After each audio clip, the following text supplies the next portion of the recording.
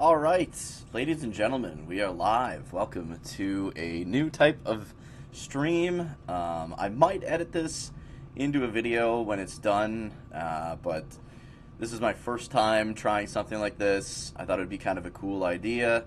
Ahmed, how's it going? Othan Felgana is more difficult. Dude, that game was a blast. I can't wait to play the Celceta East game. And yeah, speaking of East games and Falcom, we will get to the Falcom games eventually, but Anna, how's it going? Just saved Zenithia in 5. Probably level up Dwight and kids. Who is Dwight? But I wanted to go through and kind of learn about and share the history of some of the oldest JRPGs that we know of, and kind of learn about how the genre came to be what it is today, and like where inspirations came from even years back. I got a book just like a couple weeks ago, and I've been reading it and loving it, and that's kind of what gave me the idea for this. How's it going, Mookie?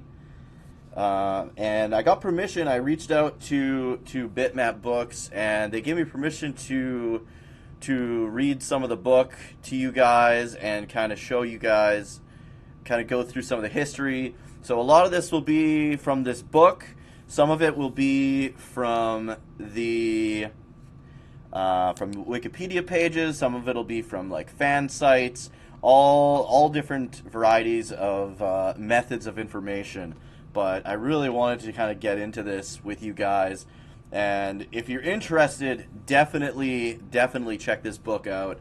I'm going to switch scenes here and show you where you guys can get it. I just want to copy past the link here. I'll put it in the chat. Highly recommend it. Definitely worth the cost. It's like $66 Canadian. Massive book, as you can see. But let's pop over to this view here. And here's the website. It's by Bitmap Books. Definitely check them out.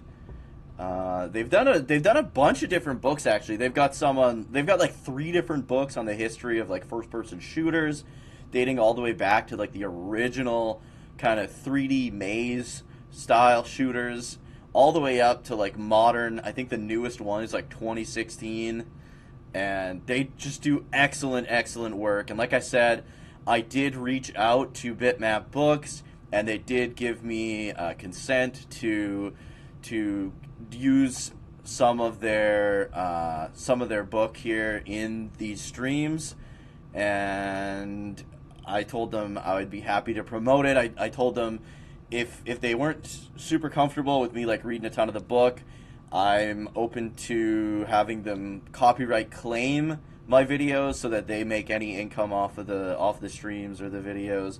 Dwight is the dwarf you meet as a child. Ah, okay. He can join your party? I did not know that.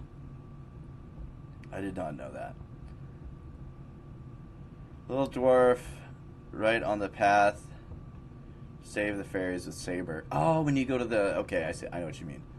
But yeah, let's kind of get started here. So I'm just going to switch back to here so I can change scenes.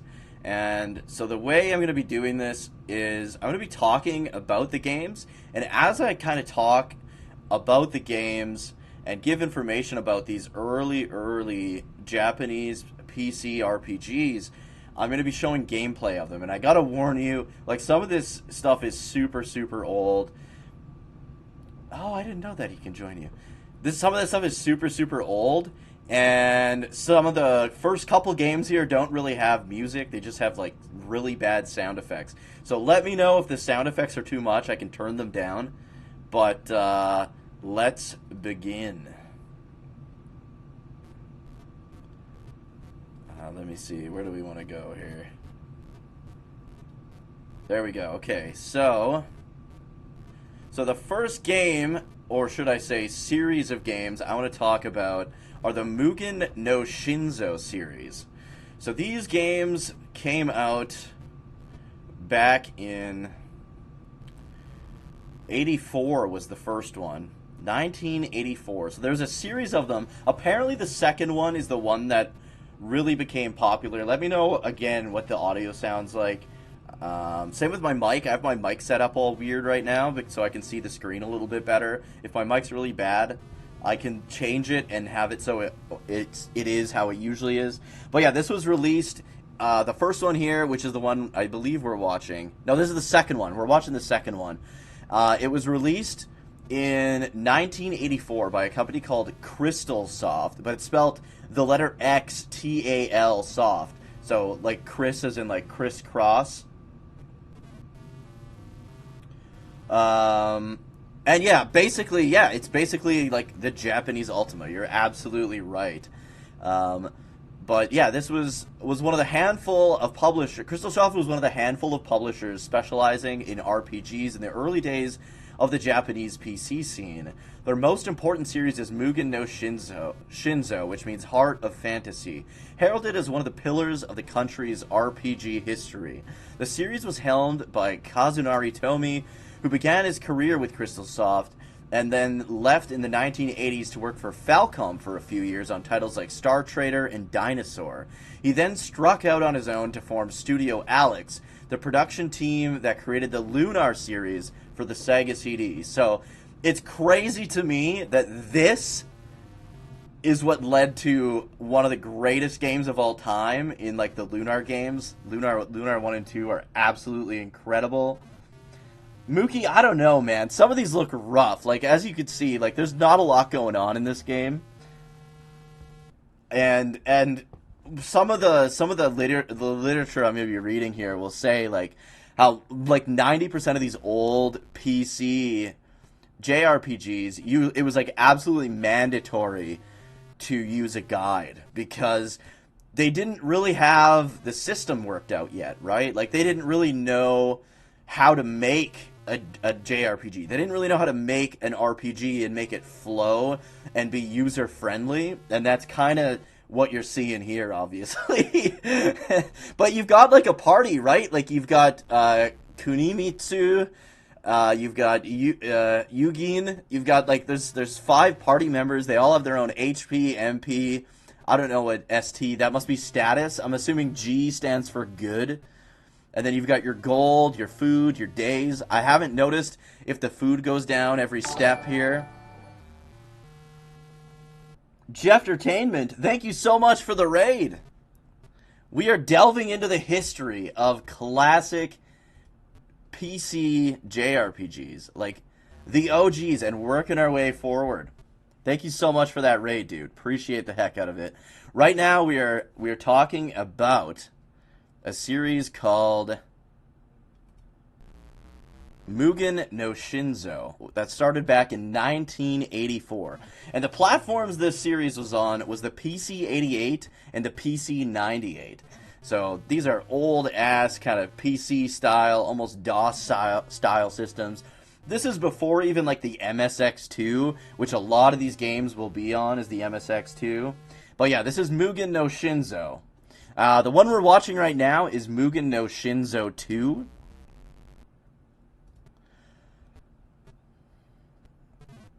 But yeah, Mugen no Shinzo, as I kind of just said, the guy that made this series went on to join Falcom for a little while, and then left Falcom and ended up forming the team that made Lunar on the Sega CD, which is one of the greatest JRPGs of all time.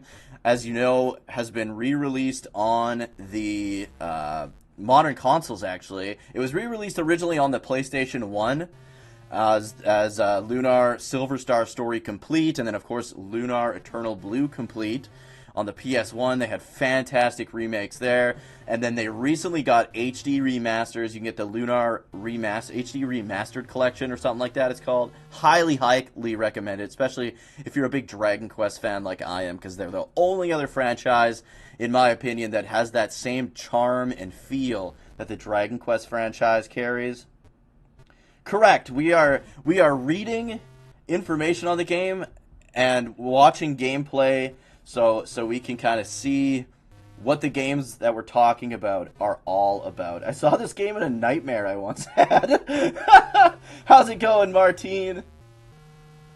Will there be a quiz? No. We're just here to learn. We're just here to learn. Uh, let's see here. This game is also frequently cited as one of the influences for Dragon Quest. Um,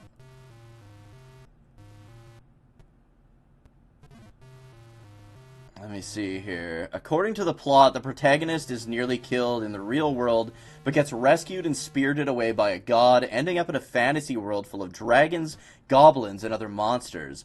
If those who enter don't find their way back to the real world soon, they are turned into monsters themselves and damned to eternal suffering. Thus, the game actually has a time limit, although since the game is turn-based, that translates to a turn limit of 30,000 days. Okay, so that's what the day counter is there. It's kind of, there's 3 screens you can see, so there's the top right screen, and in the bottom right corner, it lists the amount of days, so that must be the amount of days remaining before you get transformed into one of those monsters if you can't get out of here. And moving every few steps advances that timer. The game, as you guys noted and noticed, takes a lot of inspiration from Ultima, although like in Poibos, which is another game, the hero is merely a rectangle and it on a tiny window view of the map during the overworld exploration. Another characteristic that this series shares with Poibos is the fact that you won't survive most enemy encounters. At least the game starts next to a town which is navigated in menu form. Resting in the inn to heal is fortunately quite cheap, but everything else is ridiculously expensive, resulting in the game's big similarity to Dragon Quest. It's basically one huge, long money grind. So, let me just bring this up here.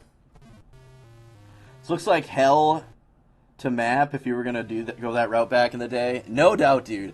I mean, not only do you have like a tiny screen for the gameplay, but within that screen, there's an even tinier amount of like dungeon you can actually see at any given moment, which is absolutely crazy.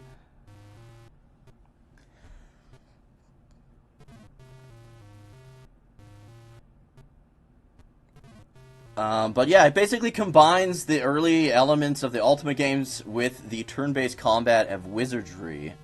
In the first game, the player character is not even shown on screen, but is rather represented by a square that you guide through the land, defeating enemies and exploring dungeons. The view of the map is quite small, restricted to 5x5 squares. The right side of the screen is reserved for larger visuals when you enter a town or fight in a battle. Again, we're watching the gameplay from the second one. This is talking about the first one. The artwork for these is pretty decent considering the graphic display technology of the time, which I do agree with. Like, the monsters look fantastic. Yeah, can you hear the gameplay at all? Because I can turn it up a little bit. It's really bad noise. It's a really bad noise. I can turn it up a bit. There's no music, if that's what you're wondering. But there's some pretty bad noises being made every now and then. I don't want to turn it up too loud because it is not good noises.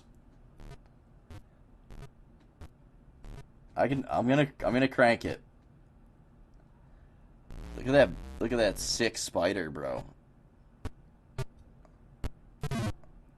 Okay, tell me if you get sick of the noises, man.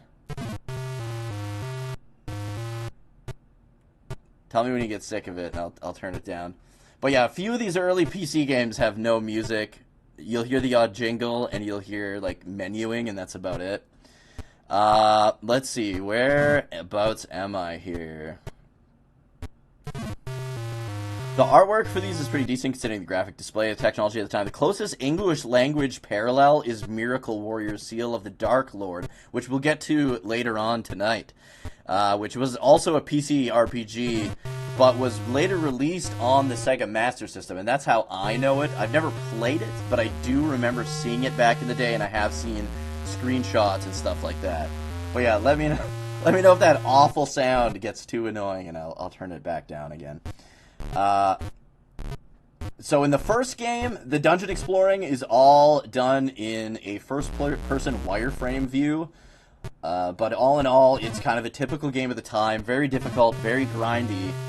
And worse, since there's a time limit, you can't spend too long wandering about, or the whole game will be over. You only control a single character in the first one, But the sequel here, which was released in 1985, is a big improvement. It's not as overwhelmingly difficult, the load times are faster, and the visuals on the overworld map are greatly improved. The characters are basically just stick figures, but the higher resolution and use of color actually make it look a bit better than the Apple II, Commodore 64, or the IBM PC versions of the first 4 Ultima games. You can find party members all around the land to fight alongside you too, of 4 different races and 7 different innate abilities. The premise here is that the hero escaped the dream world from the previous game to find himself back in the land of the living, but it's not his original world, but rather a parallel one. So he needs to fight the Dark Prince to find his way home. There are also 3 overworld maps to explore. Look at this fucking monster here, dude. Oh, it's a troll. It says troll in Japanese there. There are 3 overworld maps to explore based on the human, elf, and dark worlds. There's some discussion among Japanese RPG enthusiasts whether Dragon Quest is a ripoff of Mugen no Shinzo 2. There are certainly some similarities in the structure and arguably the overworld map design, though some of them are just fantasy tropes, like there's like dragons and princess. It's not like any developer had a monopoly on the Ultima wizardry combo, but Mugen no Shinzo 2 is aimed towards an older PC-based audience, so it's a bit more complex. Your warriors need to watch their hunger. They need constant feeding, plus there's a line of sight mechanic that keeps the player from seeing behind obstacles. 2 aspects that were ditched from Dragon Quest. So that's why we can't see shit, even in the actual, like, gameplay screen. So there's, like, this, like, field of view, fog of war, if you will. And, goddamn. This would be a nightmare to navigate, absolutely. Definitely not user-friendly. Let's see here. While random encounters were standard in JRPGs for a long time, largely thanks to Dragon Quest, here in Mugen no Shinzo 2, enemies are actually visible on the map, called symbol encounters in Japanese. Mugen no Shinzo 2, as with its predecessor, also has no music, something which doesn't really fly in the console space. Since Dragon Quest was a Famicom game, and was primarily for children or at least families, it's easy to see why some PC RPG mechanics were simplified, though later games added back in some complexity, like multiple party members. A 3rd game was released in 1990, though without its original creator, the warrior here has escaped back to his original world, except billions of years have passed. Billions of years? So everything is completely unrecognizable. The game fleshes out the backstory of all the others, with 15 parallel worlds bound together by a magic sword through chaos, though chaos broke them all apart. 5 years passed between this game and its predecessors, so the visuals were much better. Actual music was included. More types of beings, including dragons and giants, join your team, as well as a class change system. The battle system changed too, with an overworld perspective closer to Ultima 3 and 4, along with an auto-battle function to speed things up.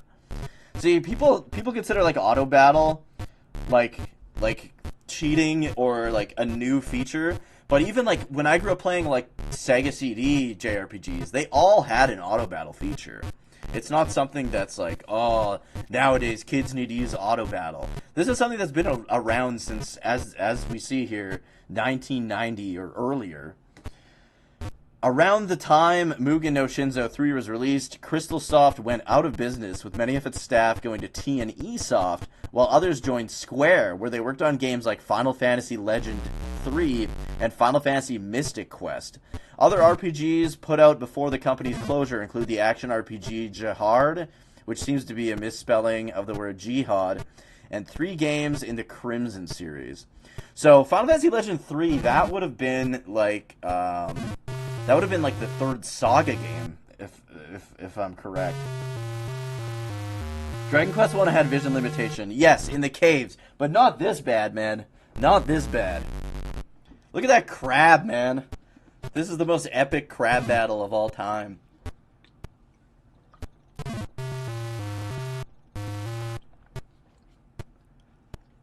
Its name in Japanese is just straight up crab.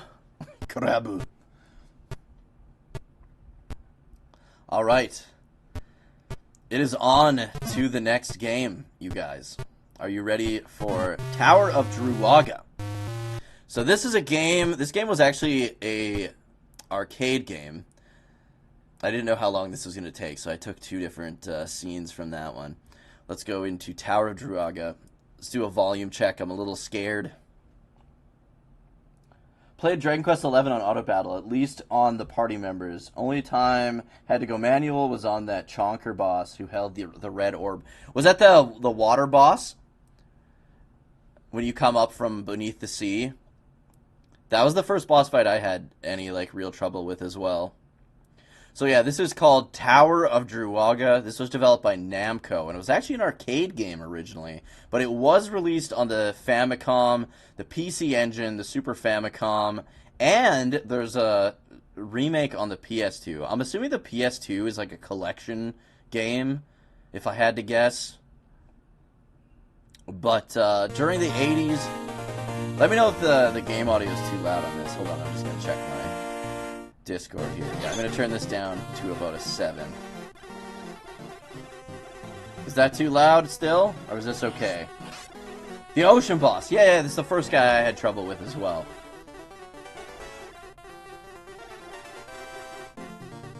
Again, a lot of the information that I'm getting on these games is from this excellent, excellent book.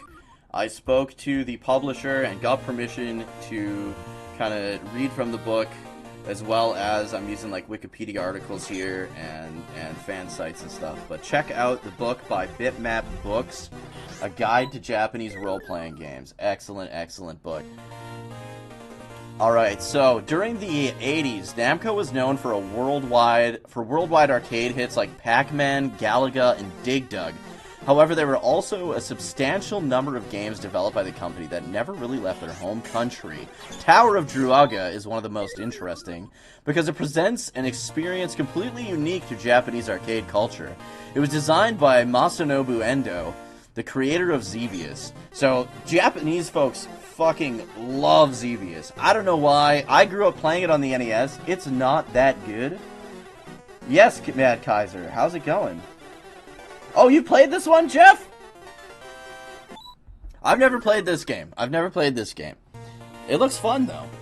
It kind of has, like, an early, like, almost like Gauntlet, like, basic, simplified, like, Gauntlet vibe to it. But, yeah, Japanese folks absolutely love Xevious, and these guys went on to make Xevious, or Xevious might have come out even before this.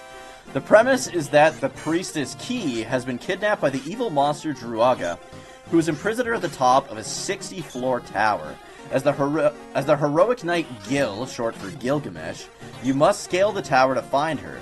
Initially, the game seems pretty simple. You navigate through mazes to find the keys to unlock entry doors to further stages. The layout of each level is static, but the locations of the keys, doors, and enemies change with every game. So every time you play it, it's basically like, what do they call them? Roguelikes? Where like the maze changes every time you play it. And it sounds like every floor is going to be different every time as well. The layout of each level is static, but the location... so the maze is the same, but the locations of the keys, doors, and enemies change with every game. Additionally, nearly all of the floors contain hidden items, and the conditions for getting these to appear are not only different for each stage, but aren't actually revealed in the game itself. Some are relatively straightforward, for example, kill a few black slimes in the second stage to reveal the jet boots, which lets Gil walk much faster. But the game quickly becomes more obscure in later stages, where you might need to, say, touch a specific wall, walk on certain tiles, do something weird like opening the exit door without actually going into it, or just hit the start button. What? So cryptic, like, early NES, like, late PC, like, 88 era cryptic bullshit. Basically. Yeah, randomizer, really. I would say more of a randomizer than anything. It does kind of have a Pac-Man vibe. It's like if you took Pac-Man and tried to turn it into like a fantasy kind of adventure game.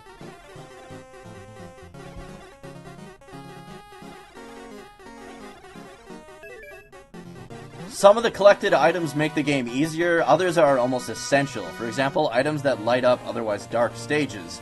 Some items are needed to beat the game. If you miss one of these and go to the next floor, or lose them when getting zapped back to a previous floor, you're basically screwed.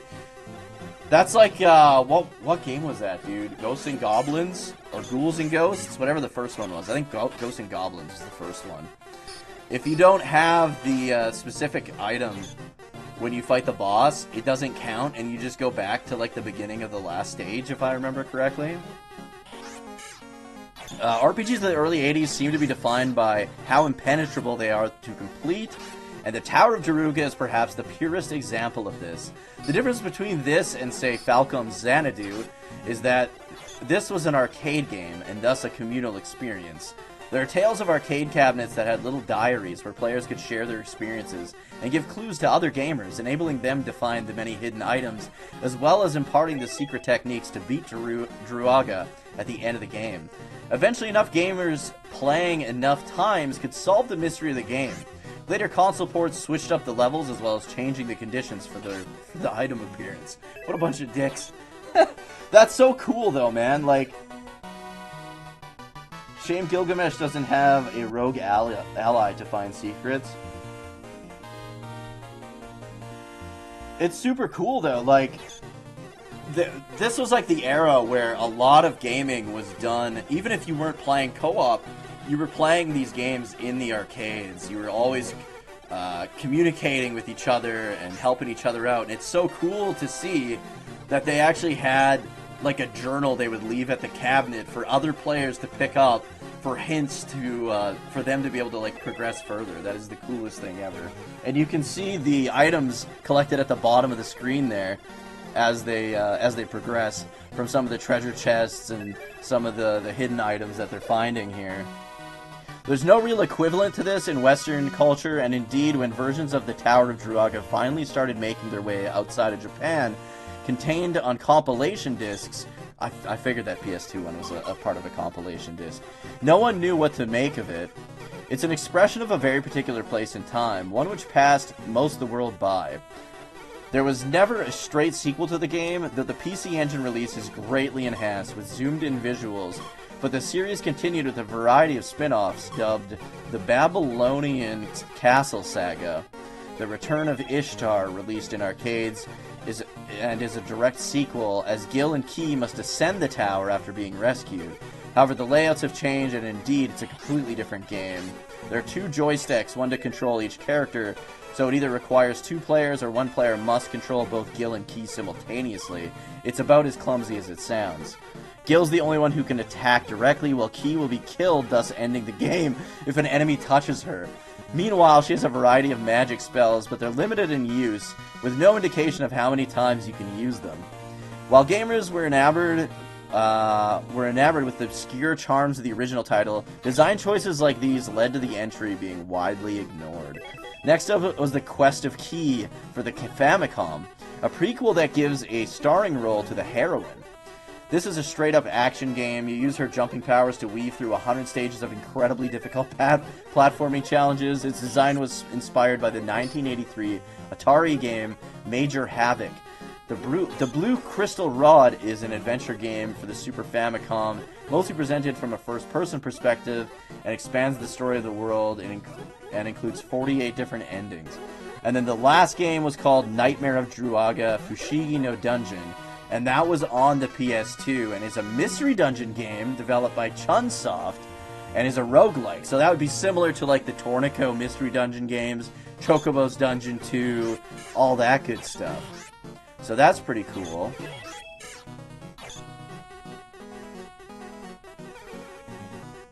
But yeah, even in this article here, it mentions it being very Pac-Man-like, as like a fantasy Pac-Man, as we can see.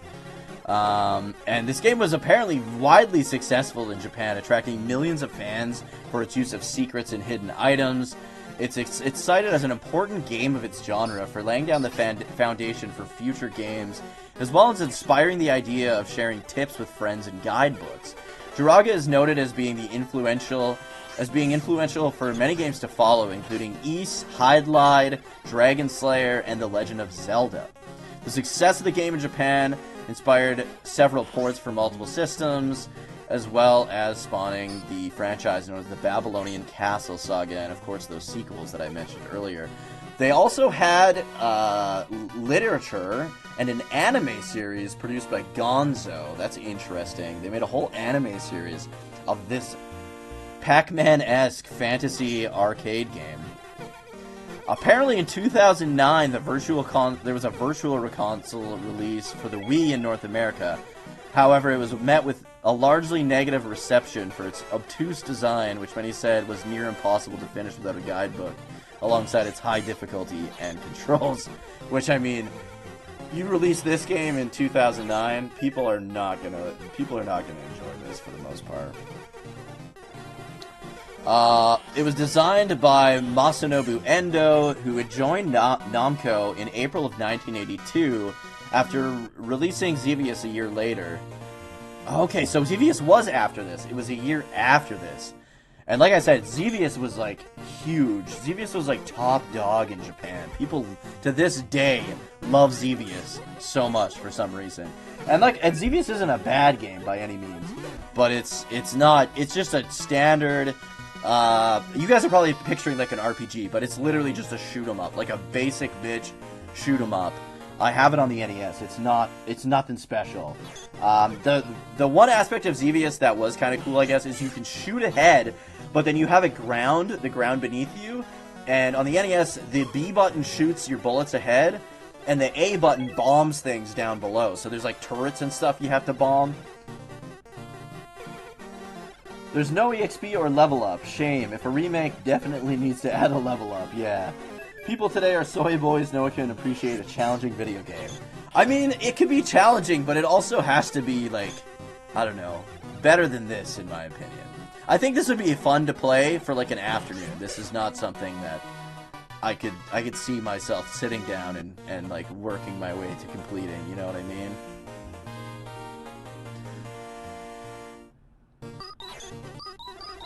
So, Endo, the creator of the game, took a business trip to North America where he bought a copy of Dungeons & Dragons.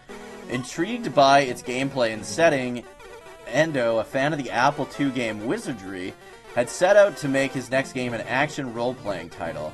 After returning to Japan, he designed a basic prototype game called Quest, where the player would be able to explore interlocking rooms while defeating enemies and using keys to open doors. An expanded version was then made to run on the Namco Super Pac-Man arcade system, where it was titled The Return of Ishtar. Upon completion, Endo was dissatisfied with the game's heavy use of role-playing elements, leading to the game instead becoming an action-oriented game with puzzle solving, conceived as a fantasy Pac-Man. And then, of course, for the second prototype, Endo took inspiration from Sumerian, Mesopotamian, and Babylonian mythology, including the Epic of Gilgamesh and the Tower of Babel. Several characters were named after Mesopotamian and Indian gods, including antagonist Druaga and the goddess Ishtar. The game was made to run on the same hardware setup they used in Mappy, which featured horizontal scrolling and had a vertical screen layout. While the 60 floors were inspired by the Sunshine 60, the tallest building in Asia at the time. Music for the game was composed by Junko Ozawa, who also created a unique sound driver for the music. Yeah, the music is pretty good in this, honestly. Like, compared to the last game that had literally no music whatsoever, this game, honestly, like, the soundtrack is pretty damn good for an arcade game. Like a pre-NES arcade game, this sounds good. The colors are good, the graphics are good for that time period, in my opinion. The fact that the screen scrolls in 1982 era is also very impressive. I think, like I said, I think the game released in, I think it was like 85 or something, but it was 84 it released, but in 82, this is when the second kind of prototype of the game came out, and they were using that Mappy engine, which allows the screen scrolling, like you can see here. And as many of you would know, a lot of the arcade games were just one screen, you beat that screen, and then another screen would appear. So, heck, even The Legend of Zelda doesn't really have much in terms of scrolling screens. It was mostly you'd walk to the edge of the screen, and then it would just pan over to the next screen. It was almost like a little loading screen to get to the next screen. But this one, the screen scrolling with the character. It's pretty impressive, honestly, for the time. The music for the game was composed by Junko Ozawa, who also created a unique sound driver for the music. The promotional arcade flyer used miniature dioramas with cardboard cutouts instead of drawings, a response to Namco president Masaya Nakamura's hatred towards manga. That's hilarious. The last frame in the poster has Gilgamesh wearing the horned helmet fighting Druaga, meant to imply that the players would need it in order to finish the game. The Tower of Druaga was released for arcades in Japan in June of 1984. And then Druaga was reported to several Japanese game systems, including the MSX in 1984, the Famicom in 85, the Fujitsu FM7 in 85 as well. There is a portable Game Boy version that released in 1990, followed by a 16-bit remake for the PC Engine in 92. And that's the one they said that's like that enhanced the graphics, has a more zoomed-in, kind of closer-up look to it, as many TurboGrafx era, PC Engine era, and like early Genesis games did back in that day. Some of those games look worse for it, but a lot of people love those big sprites back in that era because you didn't get that outside the arcade.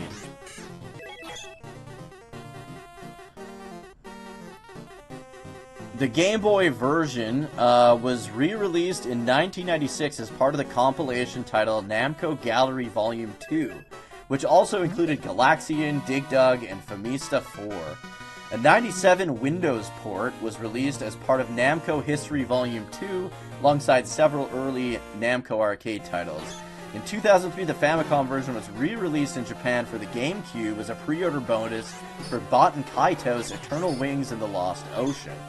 Several Japanese mobile phone ports were released, the first of these being a 2002 Java version, followed by an iMode released in 2003. And then, of course, that 2009 Wii Virtual Console launch. And then the Famicom version was released on the 3DS's Virtual Console in December of 2012, but only in Japan. Upon release in Japan, the Tower of Druaga was an overwhelming critical and commercial success, attracting millions of fans with its use of puzzle-solving and action-oriented gameplay. Look at that little dragon! And the music's just, like, dooming as hell, man. That is hilarious. I love it. You know shit's going down when there's a dragon on screen and the music changes to this. Hey, Biolord, how's it going, dude? Didn't notice the timer on the bottom right. Doesn't look like Gilgamesh dies if time runs out, but I would guess a dangerous enemy appears. It could be that, or it could be you get a higher score if you finish within the time limit. I'm not too sure. Nothing I'm reading so far mentions the time limit, I don't think. But considering the era that this came out, it's likely has something to do with the score you get after each stage. The quicker you can beat the stage, the higher the score you'll get, the more points you'll get for each stage. But yeah, it was an overwhelming critical and commercial success, attracting millions of fans with its use of puzzle-solving and action-oriented gameplay. It was Japan's second top-grossing table arcade cabinet of August 8, 1984 after Karate Champ. The Famicom port was also a major hit. It's been cited as an important landmark of the role-playing genre and helped lay the foundations for future titles. Druaga has been cited as influential to many other Japanese role-playing games, including Ys, Hydlide, Dragon Slayer, and The Legend of Zelda, as we mentioned a little earlier. It also helped inspire the idea of note-sharing with other players. In a 2003 interview, Endo stated he had somewhat regretted making the game as difficult as it is, noting that it might have made players more paranoid about finding secrets in the games. But yeah, there was a number of spin-offs and sequels. There was like the Babylonian Castle Saga series that I mentioned, The Return of Ishtar, and then of course that roguelike one that was more akin to the Mystery Dungeon series. So let's move on to the next game, and this next game is a game that many people told me was the original JRPG. So this next one is really like, a lot of people do consider this to be the first JRPG, but as this book, A Guide to Japanese Role-Playing Games, says, it in fact was not the first JRPG, but it was one of the first popular JRPGs. And I'm talking, of course, about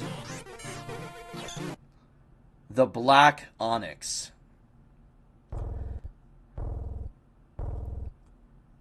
So this game, The Black Onyx, was developed by Bulletproof Software back in 1984 on the PC-88. It was also released on the MSX, not the MSX2, the original MSX.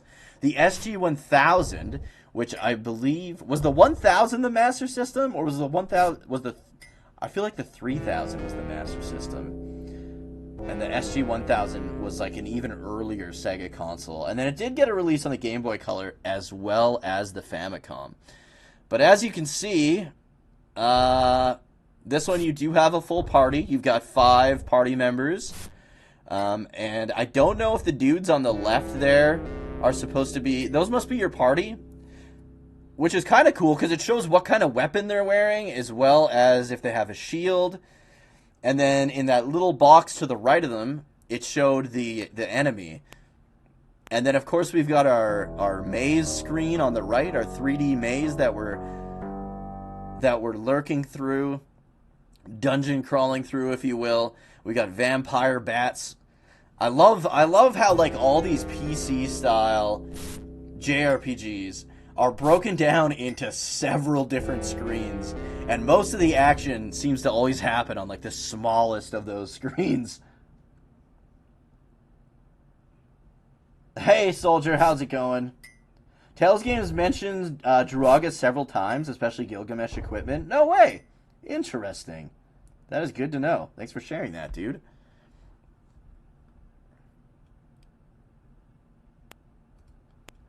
But yeah, the Black Onyx, released in '84. The development was actually, it's kind of funny because it was released in Japan and developed by Bulletproof Software, but it was led by Hank Rogers, who I believe is a Dutchman. And then the Famicom version featured completely redesigned gameplay, a new map, and it was retitled Super Black Onyx. The Game Boy Color port was developed by Atelier Double and published by Taito. The Game Boy Color port added enhanced visuals and included an option to play through the game with the original game's visual style. So that's pretty freaking cool. Because of memory limitations, another part of the game was released separately on some platforms as the Fire Crystal, which added a magic system. 2 other parts were announced, the Moonstone, which allowed the party to explore the wilderness, and the Arena, which allowed the party to take part in arena battles. The SG-1000 version was one of the last releases for that console, succeeded only by Portrait of Loretta. Yeah, so the SG-1000, that's the Sega console before the Master System. I wasn't sure if it was the Master System or the one before it. Let's see. So yeah, the Black Onyx wasn't the first original RPG to be released in Japan. It was preceded by Falcom's Panorama Toe and Koei's Dragon and Princess, but it was easily the most successful. Released in early 1984, though some sources point to a very late 1983 release, it sold over 150,000 copies, and it is credited with introducing many Japanese gamers to the concept of role-playing games. Curiously, it was not created by a Japanese developer, but rather by a Dutchman named Hank Rogers, who founded the company Bulletproof Software. The company would later develop many ports of Tetris, including the Famicom version. Interesting. He had noted the popularity of wizardry among Japanese gamers, but at the time it was only playable by importing American computers and playing the game in English. The first wizardry game wasn't officially released in Japan until 1985. Rogers figured he could create a similar game marketed directly to Japanese audiences, somewhat simplified in order to make a better introduction to the genre. The story takes place in a land shrouded in perpetual darkness. At the top of a tower, inside of the cursed city of Utsuro, it is said that there lies a precious gem called the Black Onyx. which could restore light to the realm. Many adventurers have attempted to explore the labyrinth that lies underground, but none have yet succeeded. At the outset, you create a party with up to 5 playable members at a time. However, you don't choose a character, class, or race, or even stats like you could in Wizardry. Instead, after naming them, you would pick their faces from 50 choices in their outfits. Indeed, one major difference from other first-person dungeon crawlers of the time is that your characters are actually visible on the screen, even if just in a tiny little window. Their outfits and weapons are also reflected here when you change them. Oh, so their outfits change too. That's super cool, man. Option to talk? Is this Shin Megami Tensei? Oh, nice, Soldier, nice. I'm just gonna have a quick drink here so you guys, enjoy this high-octane gameplay.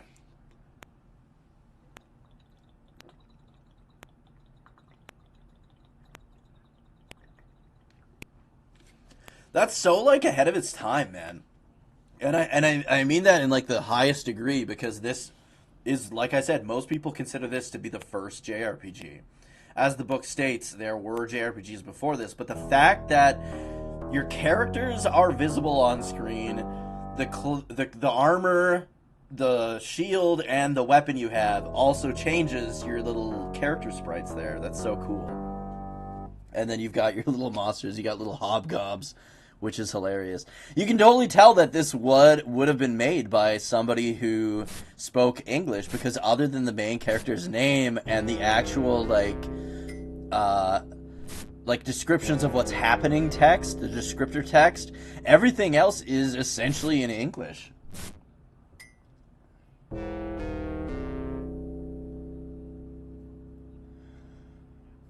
Your major stats are actually hidden most of the time. You actually need to visit a certain place in town to have them revealed, and your hit points are displayed as a bar rather than numerically. During combat, your opponent's health is displayed as well, which is another rather unusual feature for the time in games with turn-based combat. This lets you plan your attacks accordingly, since the damage calculations are pretty simple. Indeed, much about the Black Onyx is fairly straightforward, since it was meant as a simplified counterpart to Wizardry. When it comes to fighting, all you can do is choose which each character attacks, with no other special abilities or magic. The only way to cure yourself is through drugs, which are limited in number, or by returning to the doctor's office in town. However, just because it's less complicated than other RPGs of the time doesn't mean it's easy. It is still very much a game where you can get lost easily or get wiped out in a moment's notice. Before engaging other characters, you can attempt to talk to them. If you have the space, they may join you as well. So you're right, Ahmed. This would have highly inspired the Shin Megami or the Megami Tensei series. That's insane, man. This would be like the first... would this be like the first monster recruiting game, as well as what's fabled to be the first JRPG? That's insane. But yeah, if you have the party space, they may join you. These replacements are very handy, since if a character dies, there's no way to resurrect them. Many of the folks you find wandering about are also more powerful than the ones you can initially create. The names for the human characters are randomly generated in English, so they all tend to sound pretty ridiculous. Okay, so that's why we got Sid, Starte, Luck, and Ufrapol for our party members. The Black Onyx is also a little different from Wizardry, in that you can actually explore the town, instead of it just being represented by a series of menus. There are actually 3 different entrances to the sixth level labyrinth, 2 being hidden, which bring you down to different areas.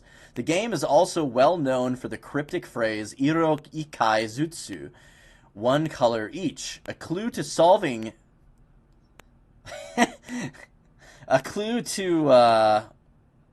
solving a color-based maze on the lowest floor. The game was also developed with sequels in mind, as seemingly they were unable to implement all their plans due to memory and or time constraints. As a result, a few areas, the temple, the gate, and the arena, are off limits in the original game. Just like we mentioned earlier, that they were released in the sequels, the Fire Crystal, and the one was called the Arena.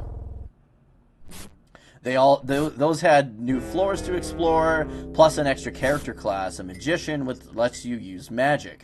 Otherwise, it feels more like an expansion than a sequel, despite being a standalone product. And then, of course, it goes on to mention the Moonstone, which lets you explore outside the world outside of Utsuro. Let's see. And then the fourth game, the Arena, was actually canceled and would have introduced player PvP combat. Outside the initial run of releases on Japanese PCs, there were a handful of console ports. Sega developed a version for the SG-1000 in 1987, the only RPG released on the console. This is the weakest looking port, though it does have a single looping music track compared to the occasional ditties in some of the other versions. Yeah, we are back to no music, really, as you can see here. You got little jingles when you do things and defeat enemies and stuff like that, but other than that, all you've got is like the odd menuing noises, kind of similar to the previous game. Hey DG, how's it going?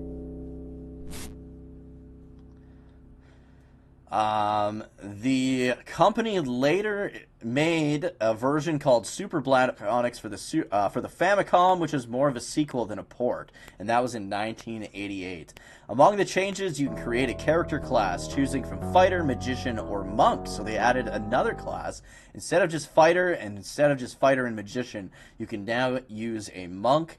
There are 12 floors, each with a different theme, and you no longer begin in town. The dungeon view is almost full screen, while the characters are slightly bigger and more animated. Still, in spite of its changes, it's pretty basic compared to Wizardry, which had been ported to the system a year prior. The game is also entirely in English, which was baffling to Japanese players. The Black Onyx was briefly resurrected in 2001 with a release for the Game Boy Color by Taito and Atelier Double. This is faithful to the original PC release, but has an added mode with updated graphics. I would hope. It was released in 2001. The Black Onyx franchise didn't last very long, simply because it was created for beginners. But as gamers became more savvy and went on to more complicated games like Wizardry, it quickly became outdated. The cancellation of the Moonstone effectively killed the series, and later console ports failed to impress anyone who was already familiar with the games like Dragon Quest. Still, its legacy is undeniable, and it still stands tall in video game history. That's cool, man. I might have to I've always wanted to pick up an SG-1000, and now that I know of like a game that's on it that's like actually like an RPG, I kind of want to get an SG-1000 and pick this game up. But yeah, let me see if there's any other info I wanted to make sure to mention here. There is a bank in town where the heroes can deposit money, which protects money from thieves. Likely where Dragon Quest got its inspiration for, like, when you die, you don't lose all your money. You lose half your gold that you have on you, but if it's in the bank, you don't lose it. That is a terrible sound.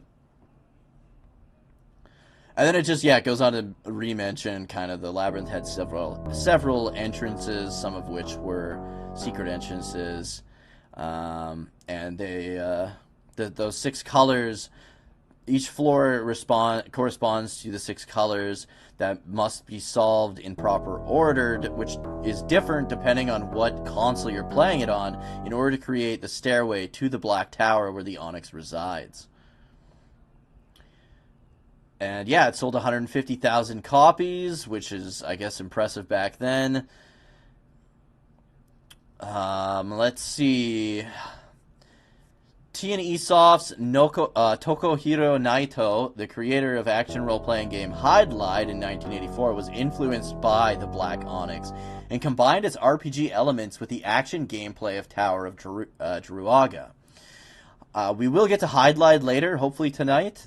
Actually, that's what's up next. But yeah, Hide-Lied also borrowed the health meter mechanic from the Black Onyx and took it a step further with regenerating health meter. Nintendo's Shigeru Miyamoto said that the Black Onyx influenced The Legend of Zelda, saying that he thought the character's process of gaining strength was fun. An English-language fan translation was made available for the SG-1000 version in 2010 by backporting from the abandoned source files for an incomplete 2007 hobby conversion project for the ColecoVision.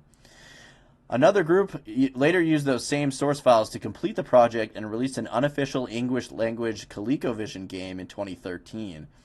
The Black Onyx was adapted as a manga titled Susume Seigaku Deno Kenkyubu, published in the Gamest Comics collection from April of 1999, drawn by Kota Hirano.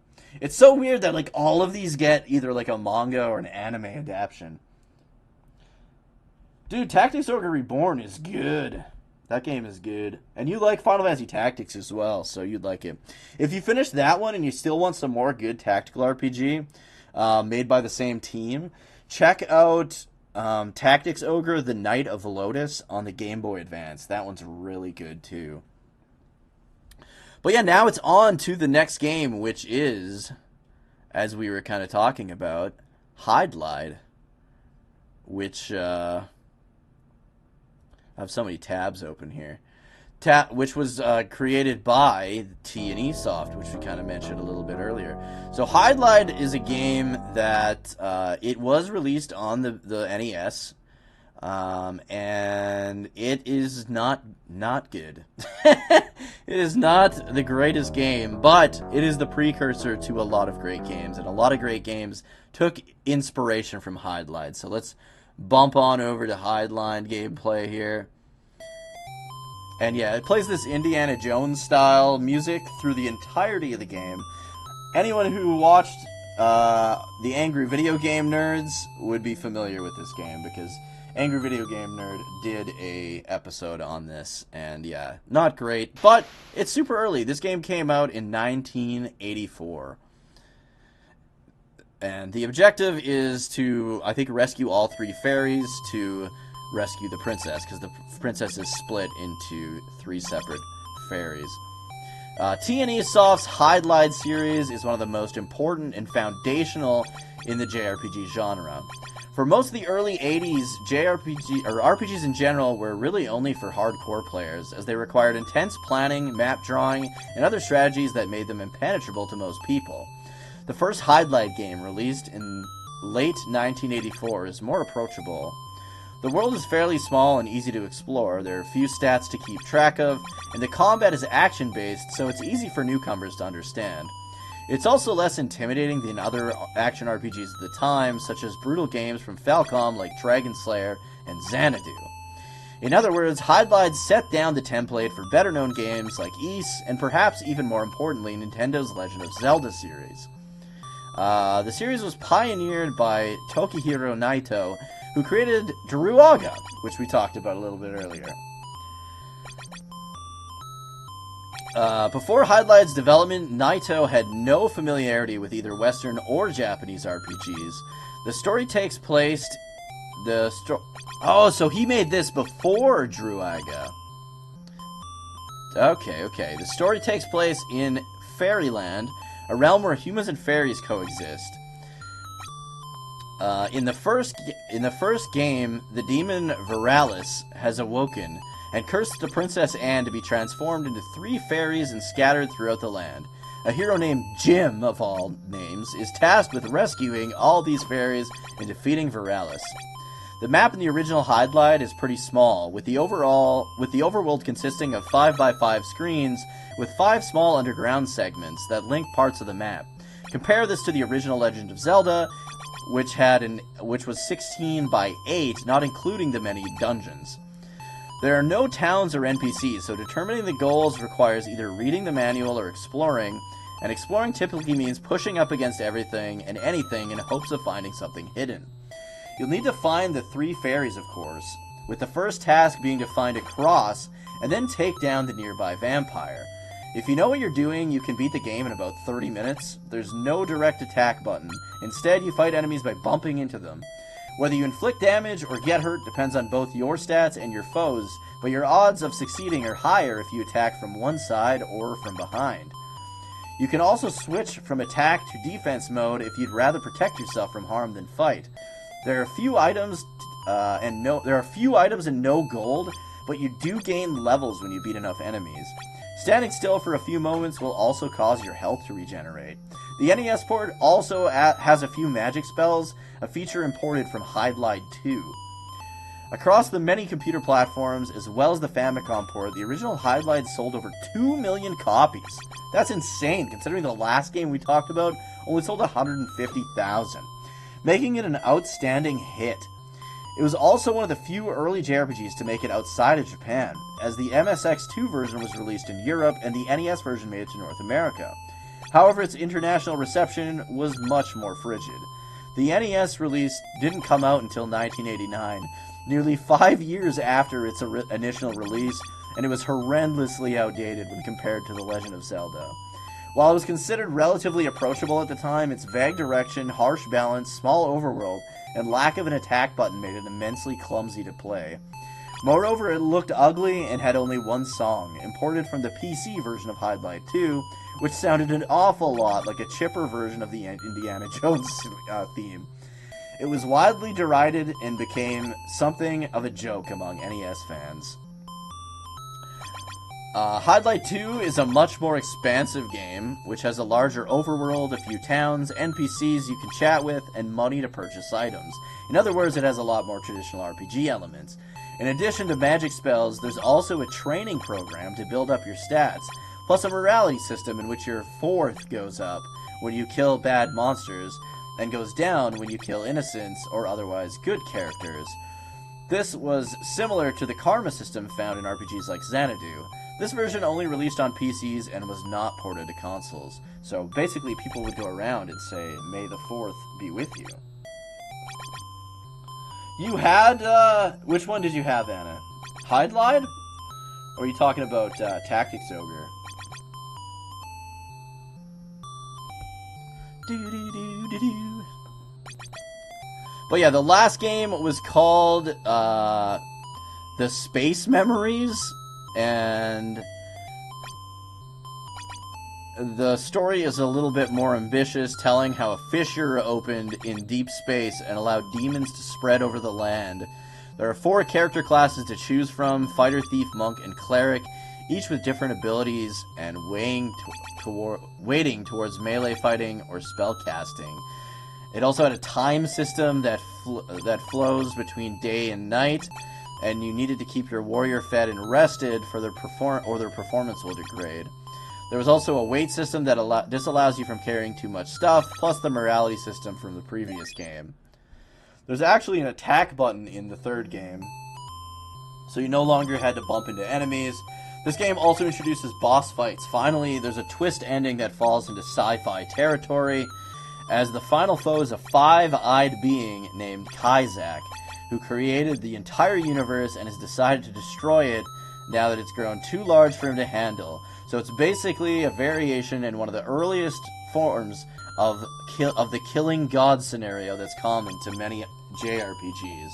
Hydlide 3 was ported to the Famicom and the Mega Drive, also known as the Genesis, with a 16-bit port released in North America and Europe as Super Hydlide. While it's much more advanced than the first game, it's still rather difficult to play, and since it's basically an 8-bit computer game, it felt pretty outdated on these consoles. At least the music in this version is pretty good. An American PC port was planned by Kyodai, who also brought a few other Japanese PC games to the West, like Psychic War, which we'll get to, and the first Ys. But the plans fell through, and it was never completed. All 3 games were ported to Windows in 1999 in celebration of the series' 15th anniversary. This edition included the original PC-88 versions with new and updated graphics. But yeah, super basic. You can totally see where like Dragon Quest got the inspiration. I mean, look at the freaking character sprite. Even the character design looks very reminiscent of the hero from Dragon Quest 1. You can also really see where Ys would have got its inspiration, right? Like the bump mechanics and all that. This dude's about to die. He's got to wait out to restore his life here. But it looks pretty simple. I mean, This game, I think, would be pretty fun. It's not something that, again, I don't think I would, like, spend all my time to try and freaking beat. It looks like it would be even more grindy than something like Dragon Quest or Ys. But it's pretty cool how you can, like, directly see the inspiration for some of the games that we love, like Zelda, Dragon Quest, and the Ys series, specifically the early Ys games that used the bump mechanics. Oh, you had Highlight! Did you ever beat it? Ba-da-ba-ba-ba.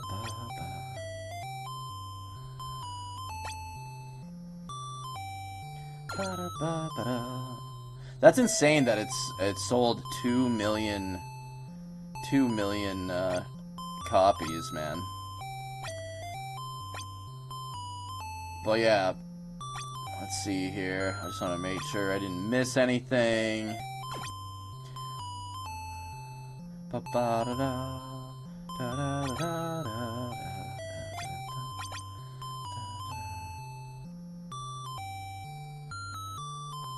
So in Japan, yeah, Highlight was very well received and considered an innovator. Was one of the first action role-playing games, along with Courageous Perseus and Dragon Slayer. It was also a very early open-world game. Yeah, that's true. It's like one of the first open-world games, rewarding exploration in an open-world environment. You had the ability to switch between attack mode and defense mode. There is a quick save. There are quick save and load options, which can be used at any moment in the game. And the introduction of a health regen mechanic. So 1 million of those copies sold were for home computers like the PC-88, PC-98, PC-66, the Sharp X1, the FM7, the MSX1 and 2, and the MZ2000. And then it also sold another million on the Famicom itself. It's the first computer game to receive a Platinum Award from Toshiba EMI for 1 million sales. However, it failed to capture the same attention beyond Japan. The game was influential on the action RPG genre, including titles such as Ys. For example, Ys uses similar health regen mechanic, and of course the bump mechanics. The recharging health mechanic, first introduced by Highlight in '84, would decades later become a common mechanic widely used in many video games, including shooter games such as Halo. So it's just crazy to see, like, people didn't know how to make these kinds of games, right? So they would come up like with the concepts. There was no template. You know what I mean? There was no template for this stuff. They made the template. They made it from scratch. And it's because of games like this that games like Halo have an auto heal if you aren't being attacked. You stand, you hide behind something, recover your health, and you can keep going. I'm pretty sure the Call of Duty series like uses that to this very freaking day, which is just crazy that that all came from Highlight back in 1984. Highlight's open-world game design inspired Hideo Kojima, who designed Metal Gear Solid 5: The Phantom Pain, so that it captures the open-world feel he felt when he first played Highlight on PC. That's insane! Platinum Games director Hideki Kamiya was inspired by the Highlight series, which he cited as an influence on Scalebound, a cancelled open-world action RPG. So yeah, this game inspired the open world design of Metal Gear Solid 5: The Phantom Pain. That's just insane. The Snatcher series, I mentioned this in my, I think it was like Weird and Interesting Dragon Quest Facts video. The Snatcher series was actually inspired by Yuji Hoри's, he had like these detective games that he made, and that's where the command system that he ended up using to make Dragon Quest came from. So it's crazy. There's these multiple correlations between like old ass 1980s JRPGs and Hideo Kojima's like masterpieces. Think you got bored of it? I mean, probably wouldn't blame you. Probably can't blame you for that for sure. Hydlide was initially released outside of Japan through the European release of the MSX version, and then of course it goes on to mention the '89 release on the NES. Unlike Dragon Quest, which was improved upon for its US localization, Hydlide was left essentially unaltered beyond minor changes to the title screen and some prompts and messages. In North America, it was compared unfavorably to The Legend of Zelda, which had improved significantly upon Hydlide and came out 3 years earlier in the West. The NES version of Hydlide became notorious in the West for its repetitive background music, which sounds like Indiana Jones, or Disney's It's a Small World After All. In EGM's 1989 review of the NES version, Ed and Don each scored it a 6 out of 10, while Steve and Jim scored it a 5 out of 10. Ed called it a good game with average graphics and not too terribly annoying music, and said it's a good alternative to Ultima, Zelda, and other quest-oriented RPGs. Steve said he's not the biggest fan of RPG-type games, and it's a little tricky to get started, but has some redeeming features. And many surprises despite rough graphics and sound, and Jim said the graphics were not too good, but considered the gameplay as solid. Retrospective reception of the game has been generally negative in the West. And then it had several follow-ups, one of which we will get to next. Just jamming out to some freaking Hydlide. Indiana Jones. You were 12 at the time. Oh yeah, dude. Absolutely, it's ripped off from Indiana Jones.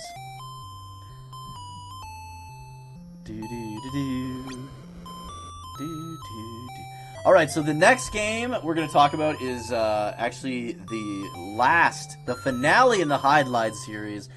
Angry Video Game Nerd also did an episode on this one, and this was released on the Sega Saturn in 1995. Check this out.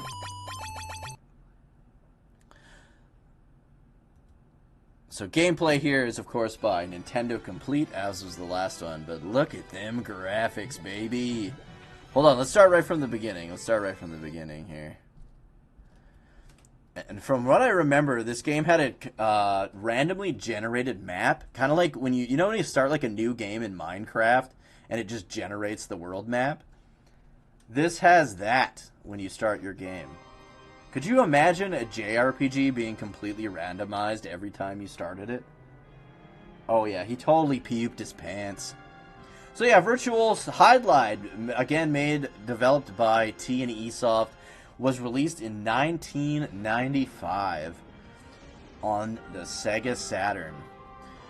Hydlide's time in the limelight may have been in the 80s, but T&E Soft brought the property. Like, this is pretty cool. Like, the opening cutscene is pretty impressive.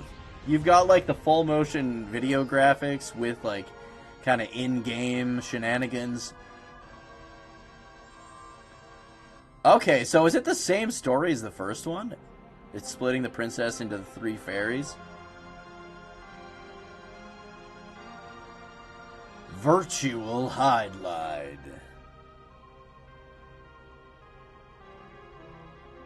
Published by Atlas, interesting. Okay, it was published internationally by Atlas. Conceptually, holy fuck. Conceptually, it's a pretty interesting idea. It's basically a remake of the original Hydlide, but the entire game world is not only much bigger, but also randomly generated from a handful of preset overworld maps and dungeons each time you play. So you go through many of the same basic beats, find 3 fairies, fight a vampire, etc., and it can be beaten in a few hours maximum. But theoretically, you'd need to play it many times over to see everything. It also grants you a password in case you want to revisit specific worlds. I imagine the password system is an absolute nightmare. Oh, and then you can save. You can write down what world you got. So if you and your friend wanted to play the same world, maybe you could, give him the world that you got generated, and then you're playing the same world. Look at that. This runs at, like, 1 frame per second. Unfortunately, in practice, nothing about it works. This style of RPG just wasn't what modern audiences were looking for, as they'd become accustomed to long-form adventures with a strong story and characters. Even divorced from that, from a technical standpoint, it's a disaster. The game world is rendered in 3D, but the frame rate is atrocious and the controls awkward. These were common issues at the time, especially in the era before analog control sticks. Oh, there's the map. But it's even worse than usual here. The sprites are 2D, with the main character actually being a digitized actor. Even though arcade games like Mortal Kombat could make this work, in a 1995 title it looked incredibly silly. Especially with all the ridiculously shiny fantasy armor you can equip him with. Still, altogether it creates one of the best kinds of noble failure. The kind that is ambitious and seemingly unaware of its obvious failings, but tries its damn hardest anyways. Virtual Highlight was rushed to the market so it could claim to be the first RPG on the Saturn. The numerous technical issues and silly character visuals further mar the game. I mean, yeah, you can totally tell it was rushed to market. But look at how realistic. I think it would be really cool if somebody like remade this game, made it run at like a proper frame rate and cleaned it up a bit. It'd be interesting to check out for sure. But yeah, it's the same. The story is the same as the original. The player takes on the role of a hero on a quest to defeat an evil demon named Viralis, who has turned the Princess of Highline into 3 fairies. Before confronting Viralis, the hero must find the fairies and 3 magical jewels to restore the princess to her regular self. Instead of traditional random dungeons, the developers actually designed more than 20 different level maps for each of the 7 dungeons. So the dungeons are generated as well. Every playthrough is a different. All 20 dungeons are different. As well as more than 20 different maps for the overworld. When starting a new game, the maps for the dungeons and overworld are randomly selected from the designated level sets. Thus, though every dungeon design was created by a human designer rather than a random level generator, there are more than 25 billion possible game worlds. That's crazy. Moreover, each game world is identified with an alphabetic code which may be entered when starting a new game, allowing players to replay favorite level designs or complete for high scores on identical worlds. Alright, so I was right. You can write down and enter that code it gives you when it generates the world, so you and your friends can play on the same world. Non-boss enemies do not appear in set locations and continuously respawn in randomly determined locations. The reception. Next Generation said the game is visually stunning, with its over-the-shoulder viewpoint and fully 3D environments, but suffers from awkward and more or less tedious gameplay. GamePro, in contrast, said the visuals take time to get used to due to confusing camera angles, clunky scrolling, and graininess, which makes it hard to spot items. They also criticized the outdated sound effects during combat and the difficulty in judging how distant enemies are. However, they praised the medieval orchestrated soundtrack and said the game kind of grows on you, concluding that though most gamers would be put off by Virtual Highlight, some would find it worthwhile for its compelling next-generation elements. The game has been run multiple times at Games Done Quick events in the awful block for the best of the worst games. And I mean, you can tell, he looks like he's, as DG said, looks like he's shuffling a log down his pant leg like 90% of the time. And that frame rate is just brutal. This is something I would definitely consider playing, though, during like Spectrefest late at night. I think this would be cool to check out.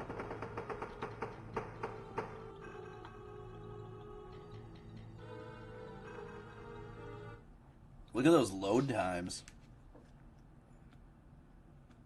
It looked like the map wasn't even that big, really, though, either. When you open up the map.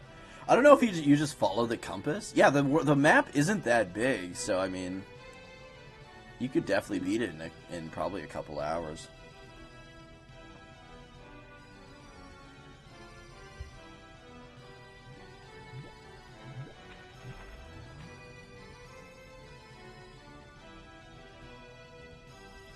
Alright, so the next series I want to talk to is another T&E Soft's game.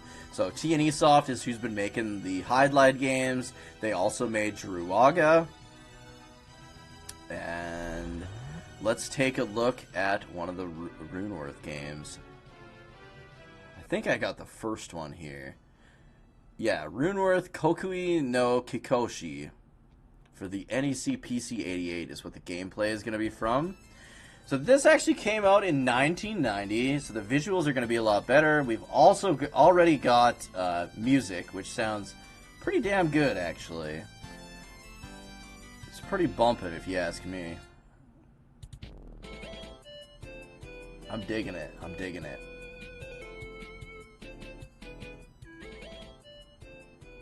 You kind of have like that Sega CD, PC Engine CD look. Like anime look to the game as well, right? Kind of gives me like East 5, not East, yeah, East 1 and 2 vibes, as well as like Vi and stuff like that. Dragon Slayer, Legend of Heroes. But yeah, this was originally released in 1990 on the MSX2, the X68, the PC-88, and the PC-98.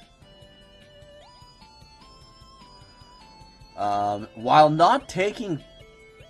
oh, okay, so this is like... While not taking place in the same world, Runeworth is the spiritual successor to the Hydlide games. Okay, that makes sense. After the Hydlide series, T&E Soft followed them up with the Runeworth series of games. In this game world, gods and humans coexist. The intro cinematics illustrate how the kingdom of Saris was invaded by the neighboring Bachmane Empire, ostensibly for some kind of holy power it possesses. You control a young boy, the sole survivor from a mountain bandit tribe that was massacred by a mysterious man more than a decade after the invasion. He eventually learns how these events are connected. Much as Ys was inspired by Hydlide, Runeworth pays back the favor by looking and feeling like Ys. Although it's a different beast, there's an actual attack button now instead of just ramming into bad guys. There's no experience system, and instead you collect items found in treasure chests located in each area. Seems like a unique concept since you grow more powerful by exploring rather than grinding, but in practice the balance is off, so enemies often overpower you, and there's no recourse other than running away. Plus, without any rewards, there's no satisfaction in combat. Runeworth was also packaged with an extraordinarily detailed tome that explains the creation, myths, religion, geography, magic systems, and history of the land. Unfortunately, very little of this is reflected in the game itself.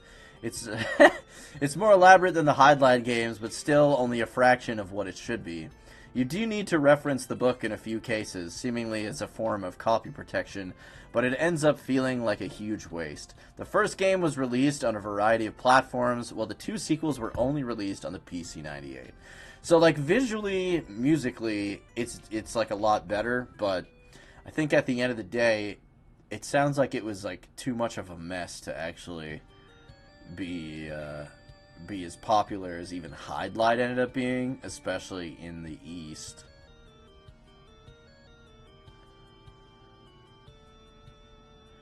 It was available on 2 diskettes and comes with an original box, leaflet, and there's also a music disc associated with the game.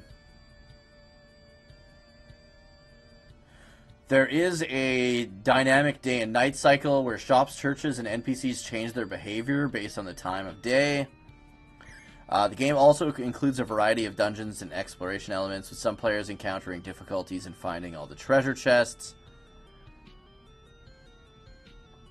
There are a ton of walkthroughs. That's generally what people have to use in order to play this game. And like it kind of mentioned, you need the manual in order to get past certain parts. That was kind of the whole copy protection feature back in the day. I know like Star Trek 25th Anniversary had that, where you had to check like the star chart, which was in the manual, in order to know where to go. In order to go to like the right system, in order to progress the story and all that. I'm assuming this is some kind of battle. Oh yeah, here we go. He's throwing down. This is very, very Ys-like. Like the original Ys. Dude's gonna, like, die, though, man. He's dead. Damn. Alright, on to the next game. This game looks cool as hell, man. Let's check out this next game. It is a... We're gonna skip this one here. And go straight to Cruise Chaser Blasty. Which is a mech game. Mech battling game. Footage here is done by Tsuki-chan Neru, a Japanese fellow on YouTube. And I believe this is late game. Yeah, this is like the final area of the game we're seeing gameplay from. And definitely epilepsy warning for this game. But this really reminds me of, if anyone's played like the old school Famicom, Dragon Ball Z JRPGs, and then they did one on the Super Famicom that had a similar kind of combat style. The combat really, really reminds me of that. But yeah, this appears to be another first-person kind of dungeon crawler style game. And then your battles are in those kind of almost like cutscene style turn-based battles. Yeah, I love those like Sega CD style. I love those Sega CD style like anime cutscene-y things.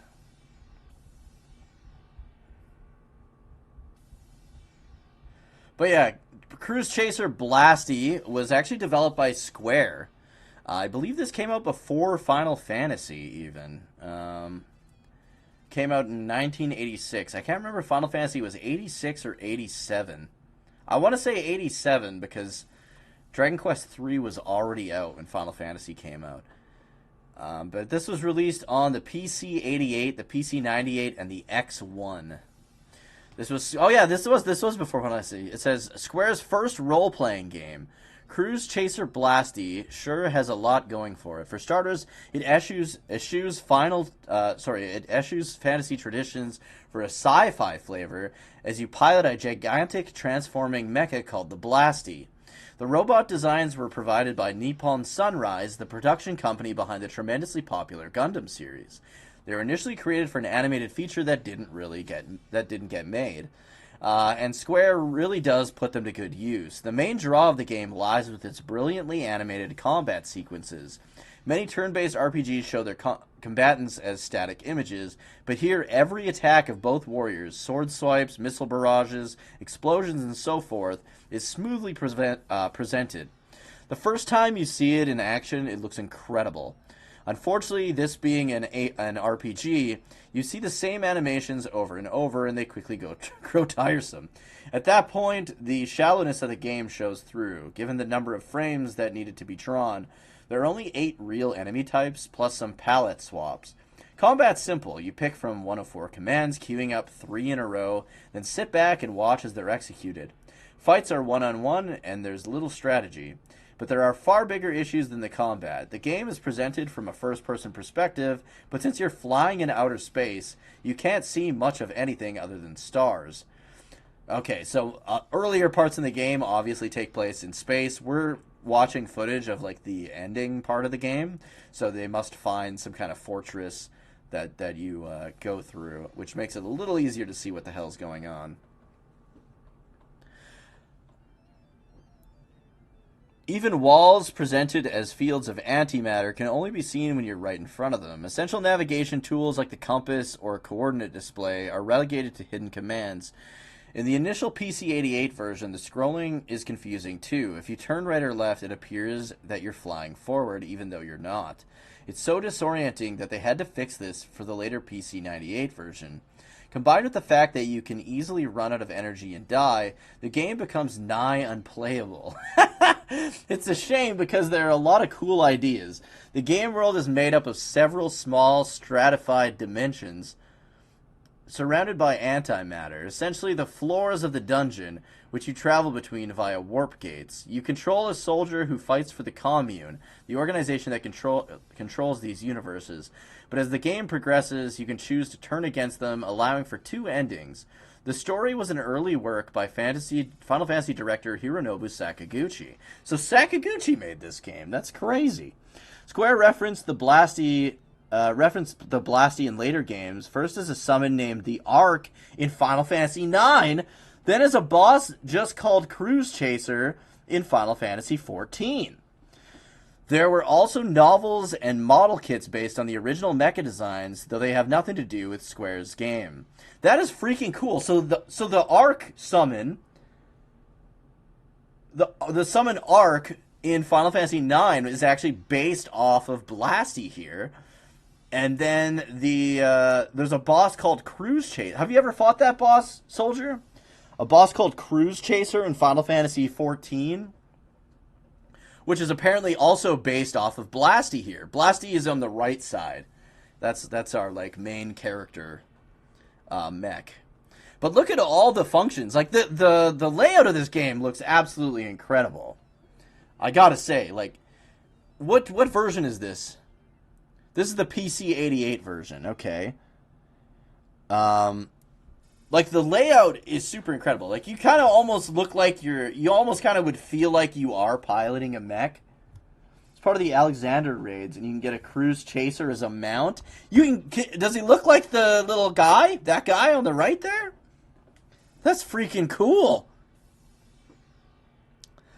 But yeah, you've got like computer learning, you've got function drop, destructive power, you got all like these gauges and shit. It just looks cool. The interface looks super, super cool, despite the game being apparently like hardly playable whatsoever. Square continued with a few more RPGs, like the PC 88, 98 game Genesis Beyond the Revelation, and the Famicom Disk System game Cleopatra no Maho, before striking it big with Final Fantasy. The animation in Cruise Chaser Blasty is incredible, but also drawn out and repetitive. Square didn't quite learn its lesson, as the same criticism can be leveled to the summon spells in later Final Fantasy games. I don't think so. I always liked the summon animations in the Final Fantasy games. But yeah, this was on the NEC, PC 8801, PC 9801, the Sharp X1. This was also the first video game worked on by composer Nobuo Uematsu. So this is literally the Gooch, Sakaguchi, and Uematsu's first team-up, first game they made together. And this is exactly... Shit like this is why I want to do these kinds of streams, because it's so freaking cool, man. This is like the coolest shit to me.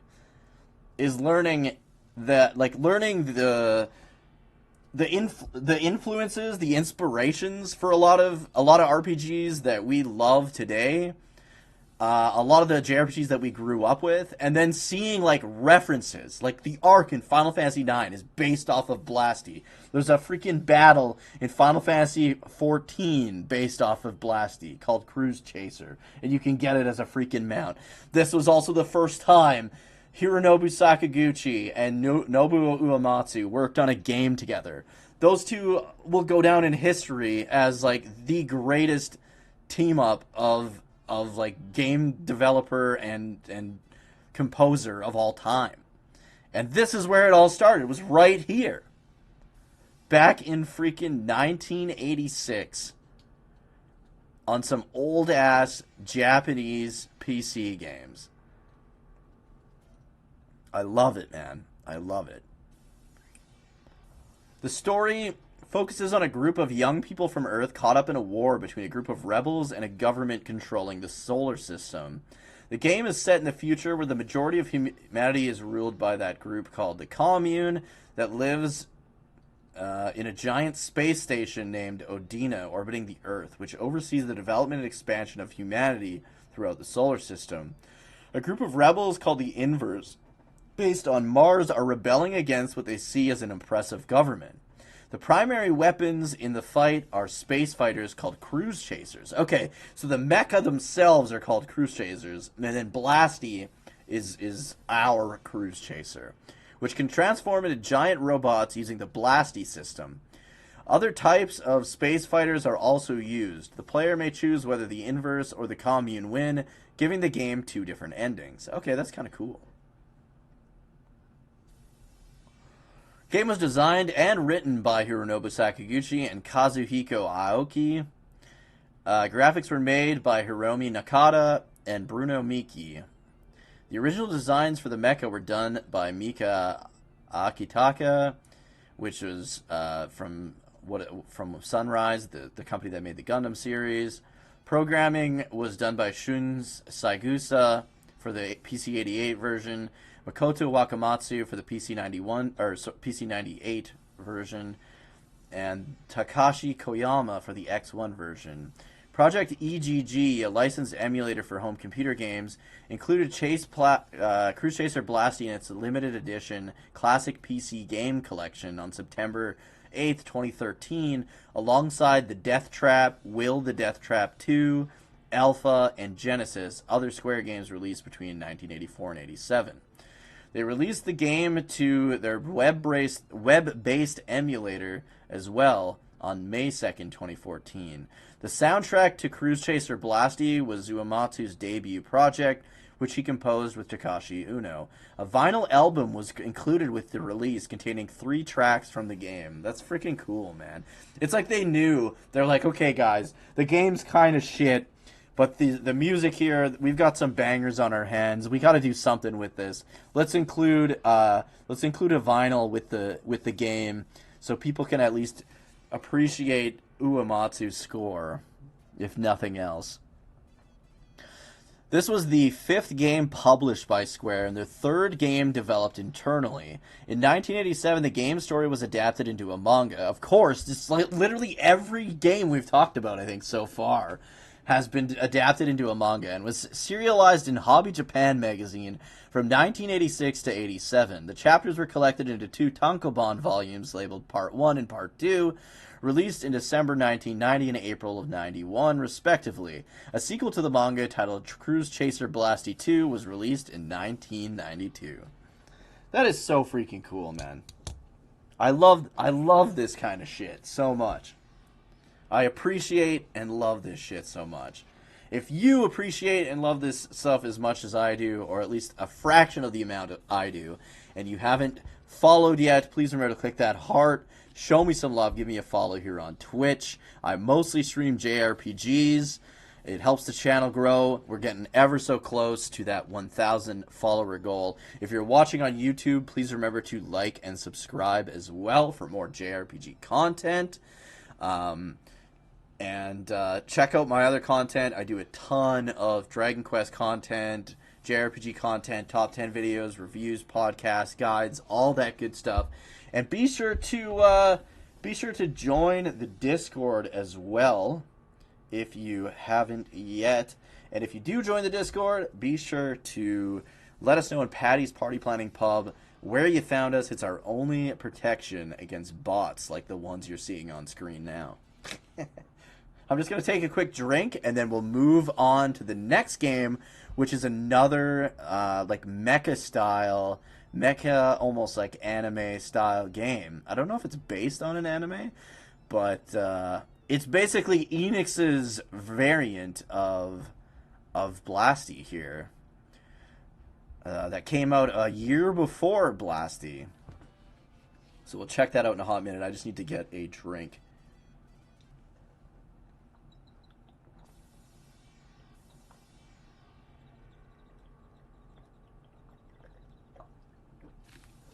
Arc was always one of my favorite summons in Final Fantasy IX because you never get it in any other. How's it going, Mad Dog? You never really see Arc in any of the other Final Fantasy games. You don't at all. And I love the summons in the Final Fantasy series and the references to mythology, and it just makes it made me learn so much when I was a kid about like mythology. Like as soon as I learned about I learned about like Greek mythology. I learned about Arabic mythology with the Ifrit, and like I had to know more when I saw the summons and how cool they were and how much damage they were doing, and I just wanted to know all about them. And the amount of people that say like reading, you need to read in order to learn or in order to want to learn more.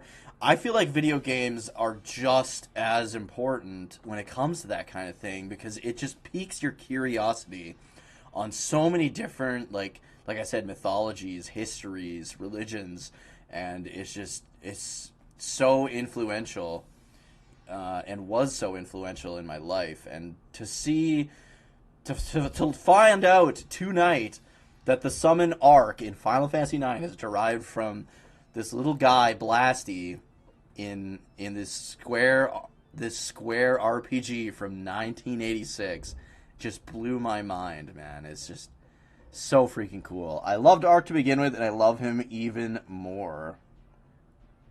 Totally would have killed for a new Blasty game in 2025. Like, imagine this game, but with an actual story, much like Gundam. I mean, it has an actual story, but it's, like, kind of crappy. Look at that sick mech on the left, like the enemy mech this time. But yeah, super, super cool, man. Probably adapts to manga so well because the story and background and everything was written for the game as part of the development and inspiration. But the technology wasn't where it needed to be yet to tell the story they wanted. Absolutely, absolutely. There's also a good reason why 9 is your second favorite Final Fantasy game, with tactics being numero uno. That is killer for 8-bit. Yeah, dude. It's so good. It's so good. All right, so let's move on to Enix's kind of mech, early PC mech JRPG, now that we've checked out Square's. So the one we're talking about next actually came out a year before Blasty here. So let's move on to that one quick. So this game is called Chikyu Senshi Reiyeza, which translates to the Earth Fighter Reiyeza. And again, this one came out in 1985 on the FM7, the original MSX, the PC-88, the X1, and the... When it says FC, does that mean Famicom? Hold on, let me check my other source. Yeah, FM, Famicom. Sweet. This one was released on the Famicom. That's pretty sweet. I might have to pick this one up. This one's got like full facial character art, which is pretty cool. The battles do not look as cool as kind of Square's take on the genre, but I like the character sprites for sure. Looks like you've got more than one party member this time. Again, guys, a lot of the information we're getting for this stream is that art. Yeah, the art is really good, man, for 85. I mean, even the mech designs for Blasty, the mech designs they used for that game were done by Sunrise. It was originally going to be for an animation project that never ended up happening. So they gave Square the rights to the art for those mechs. But definitely check out a guide to Japanese role-playing games by Bitmap Books. I reached out to Bitmap Books to ask permission if I could kind of read their book, read excerpts from their book here for these streams, and they gave me permission. I asked if they wanted to copyright claims so that any income made by these streams would go to them, because I completely understand them wanting to do something like that. And they said nope, just give us a shout out, talk about how much you love our book, and we'll call it even. So It's pretty cool. Ryeza definitely feels like Gundam by way of Mos Pieta. What's Mos Pieta? I remember the feeling of just seeing white specks for stars and how awesome that felt. Video games have been magical since the beginning, and then it became about CPU, GPU power, and graphics. Yeah, I know. But yeah, Enix is known for its massively influential Dragon Quest series, but its first RPG was actually the PC game Chikyu Senshi Ryeza, or Earth Warrior Ryeza. It's one of the rare RPGs to feature a sci-fi setting rather than the fantasy world featured in most of these types of games. It could be compared to Square's Cruise Chaser Blasty, released a year later, and while it's not nearly as flashy, it is a better game. The story takes place in the year 2300 when Earth is under attack by the evil Garm Empire. You control an unnamed pilot fighting for Earth who is teamed with a fellow soldier named Blue. I take it Blue is the face on the bottom, maybe? As you both jet around the galaxy in your Ryeza mechas, at the beginning you discover a mysterious girl named Rimi in hypersleep who has lost her memory but stays on Earth and lends her ESP powers to the fight against the Garm. You move through space by choosing a destination on the map. Once the distance is calculated, you travel using a certain number of jumps, though you can be attacked between them. You can extend the range of these jumps, which in turn lets you reach destinations faster, though this can damage your mecha. The battles are straightforward, turn-based affairs, as you use beams or more powerful but numerically limited missiles or attack with melee strikes. The first half of the game takes place in Earth's solar system, while the second half puts you into uncharted Garm territory. Much of the game is spent fighting against enemy forces while visiting outposts to replenish your ammunition. The story seems basic during gameplay, but it has a rather famously tragic ending. Blue sacrifices himself to defeat the Garm Emperor, while Rimi is revealed to not only be the Emperor's sister, but also an unknowing sleeper agent containing a virus that'll wipe out everyone on Earth, so the hero must shoot her to save humanity. Quite the downer indeed. That is crazy. That is a crazy fucking plot and plot twist for a JRPG back in 1985. That is insane. How much you want to bet this one also got a manga and anime adaptation? Phantasy Star 2, Phantasy Star was almost 2 years away at this point. Yes. Phantasy Star came out, what was it, like 2 weeks before Final Fantasy 1? Which I will always sing the praises of that game because, man, does that game look good. You compare it to the Final Fantasy 1 on the NES, and it is like night and day. I love Final Fantasy 1, don't get me wrong, but I do not like the NES version.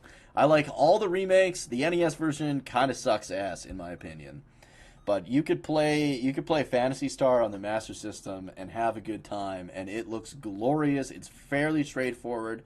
The dungeons, definitely you're going to want to make some maps, which is why I recommend the Sega Ages version on the Nintendo Switch, because they have kind of self-populating maze maps. As you go through the maze, it fills in the map for you. Let's see. Rather unusually, Nintendo licensed this game for release on the Famicom in 1987, renaming it Ginja no Sanin, the Galactic Trio. This version has redrawn character artwork, including a cover by famous manga artist Go Nagai. The PC version is silent for most of the game, but this version has a new soundtrack by Yellow Magic Orchestra member Tsukihiro Takahashi, who provided a battle theme that sounds an awful lot like their song Raideen.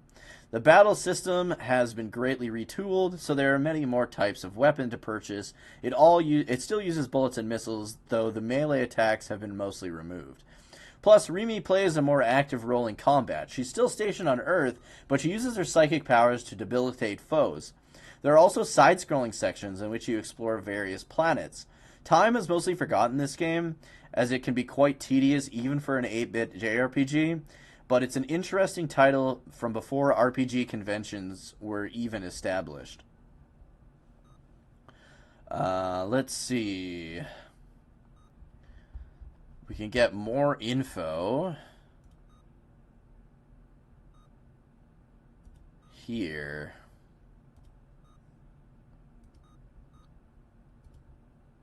It's crazy that it was ported to the Famicom. Like, just watching the gameplay, though, Blasty definitely looked a lot more entertaining, but I could see why this would be, like, the better game overall. Because Blasty looked pretty, like, doesn't really matter what the hell you do. Like, not a lot of strategy involved in it. It looked pretty random.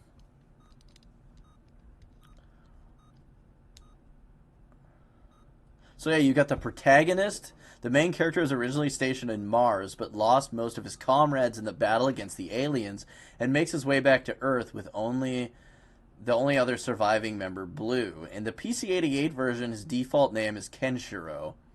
And then, of course, you got Blue, the only other surviving member of the Ryeza force, which was decimated in a battle against the alien forces.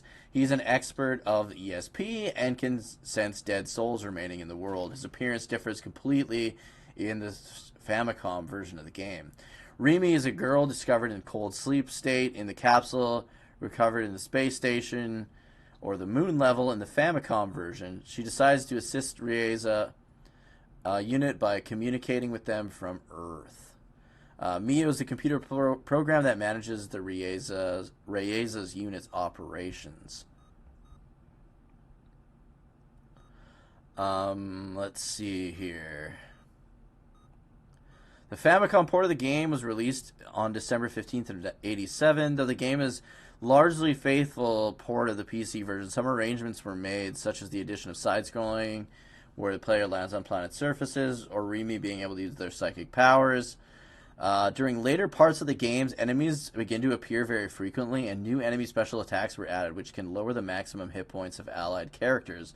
Lowered points return the next time the character level increases. The game designer, Makoto Kuba, stated in an interview that the name was changed due to trademark issues. He also stated that Nintendo may have published the game so that Enix would not have to be associated with a low-quality game. That's kind of funny. So Nintendo published it and then renamed it on the Famicom because they didn't want Enix to bear the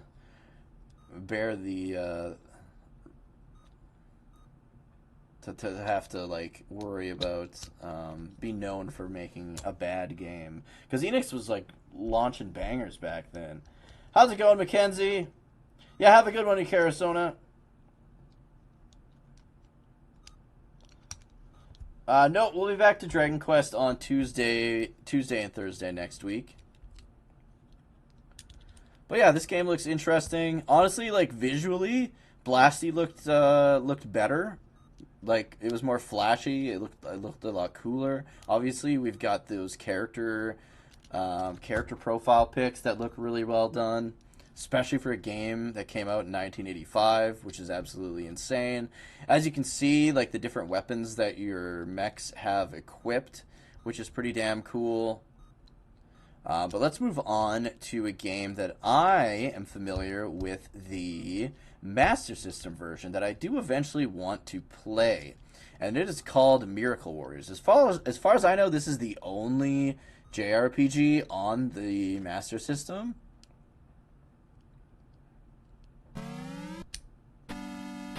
Oh yeah, love that. Love that sound. So Miracle Warriors was developed by Kogado, ASCII, and Sega. Reprogrammed by Sega for the Master System version. Let me know if the music's a little too loud for you guys. Kogado was a Japanese developer that had a reputation for hardcore simulation games like Schwarzschild and Power Dolls. Prior to any of these, they created Haga no Fuin, Haja no Fuin, Seal of Evil, also known as Miracle Warriors. As far as setups go, it's pretty typical. You're commanded by the king to defeat the demon queen, Terrorin, the naked female gargoyle on the cover,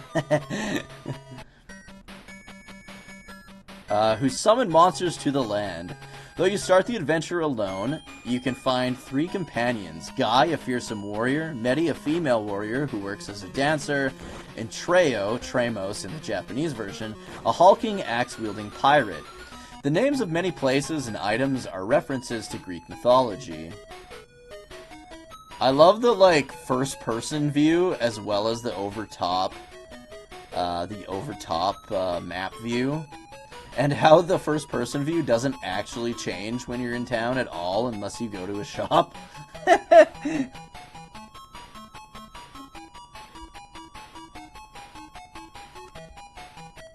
In the original PC versions, there's no on-screen overworld map. Most of the screen is taken up by a huge window that represents the player's viewpoint.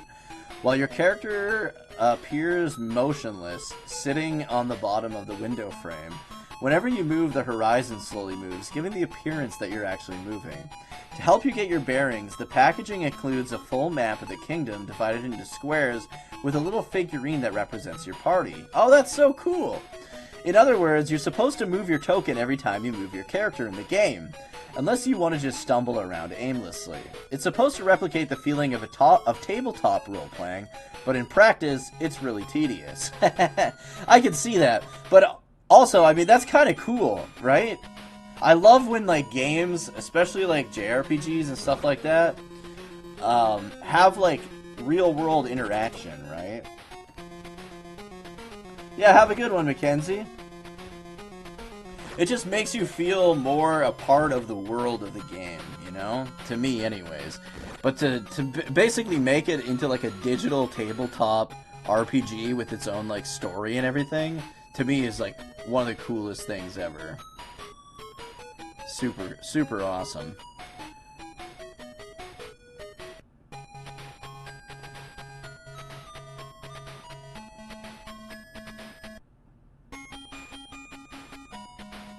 The Famicom version... Oh, I didn't realize this was also on the Famicom. Famicom version dials this back a bit by giving you a small on-screen map, though it lacks in details like towns or caves. The Master System version provides a more detailed map, to the point where the physical board isn't necessary, but your range of view is pretty limited.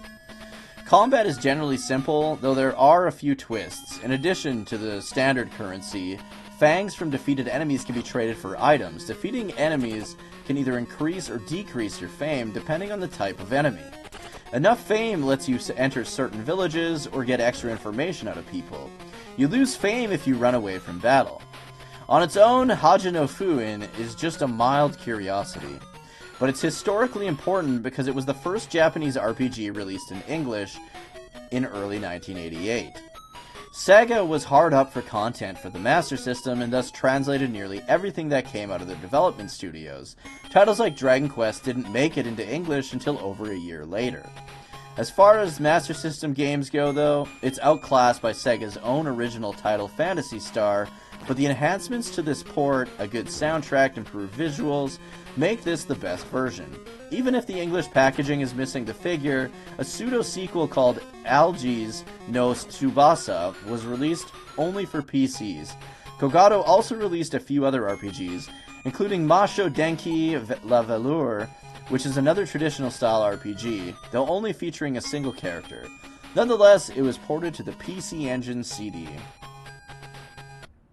So that's cool, man. This is the first JRPG ever released in English. And it was thanks to Sega just wanting more games available in the West for the Master System. Let's see if we got any other cool little notes.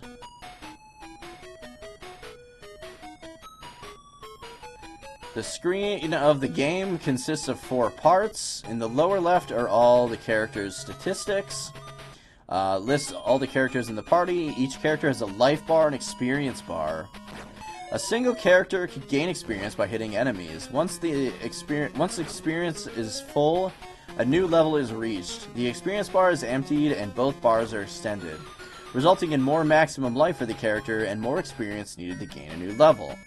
On the lower right are statistics for the entire party, for example, the amount of money. So you got money, you obviously got items, and then I'm wondering if that C plus 40 is your like fame or something like that. And then you can see that 5 would be the amount of fangs that the player has. Upper right section varies from screen to screen. While traveling the world, a town or a maze, a map is shown where players can navigate. If the player invokes the main menu, it'll be shown there. Hey! What do we got? Krim! Thank you for the resub, dude. Hope you're having a fantastic evening. Welcome to the party. Get your fine ass into that wagon and...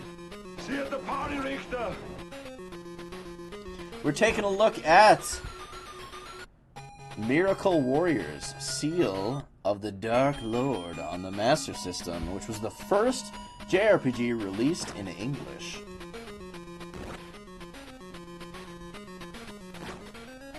The upper left section also varies while traveling.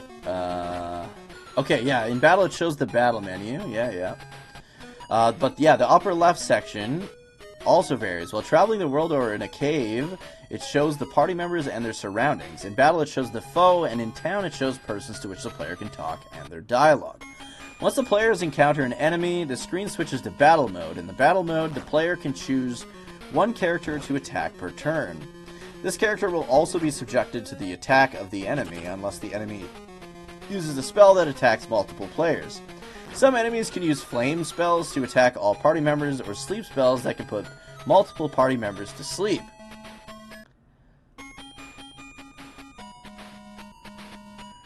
Every time a party member is put to sleep, they take damage.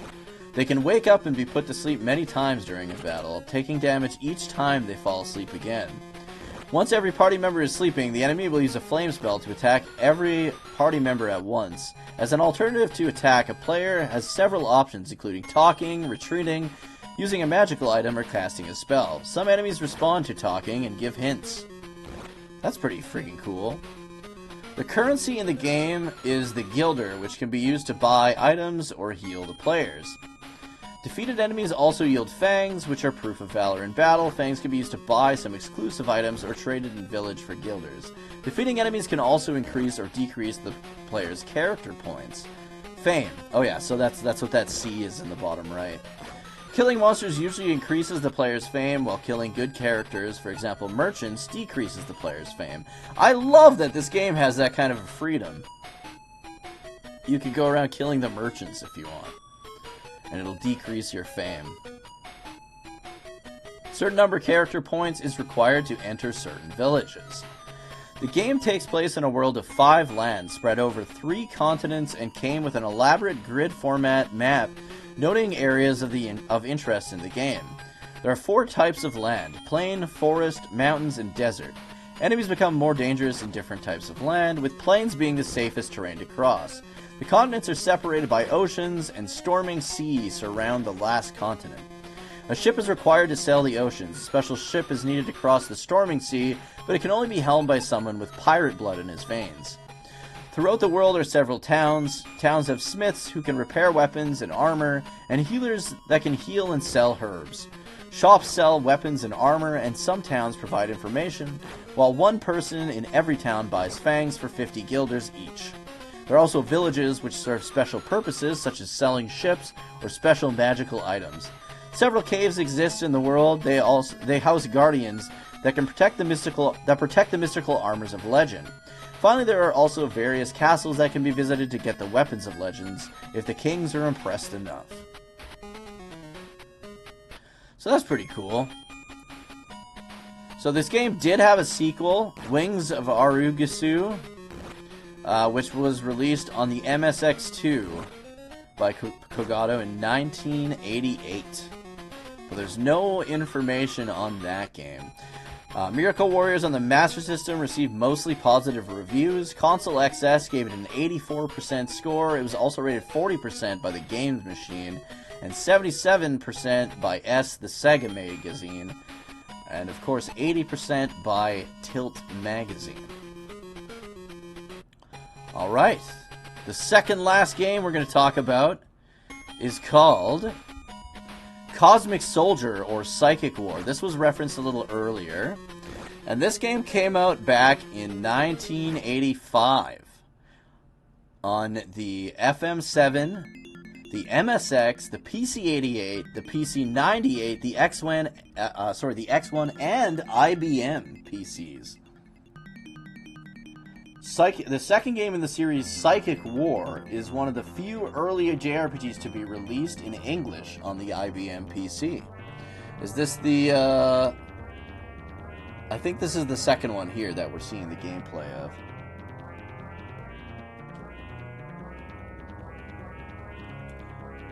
How's it going, Turkey? We are just learning about some classic JRPGs. We learned some crazy stuff tonight. I gotta turn this game audio down a little bit. It's a little bit loud. We learned that Nobuo Uematsu and Hironobu Sakaguchi worked together for the first time on a game called Blasty, which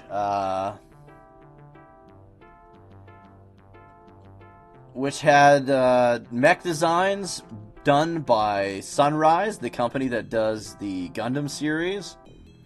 They were gonna do an animated series, and then it kind of fell through, so they let Square use their mech designs. The combat animations were super cool, and the Blasty was used. The design for the Blasty was referenced and used as the summon arc in Final Fantasy IX, which is super freaking cool.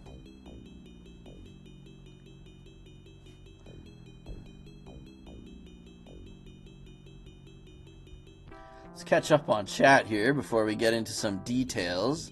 I'm digging the character sprites at the bottom. What is with these classic PC JRPGs, though, and the actual gameplay being on the smallest of all the little windows? So your actual gameplay is the bottom left window there. And it's just tiny. You've got your party off to the right, dealing battle, and the battles look kind of cool. And then you've got your map top left, and then your controls, which take up most of the screen for some reason, along with some sexy anime babe.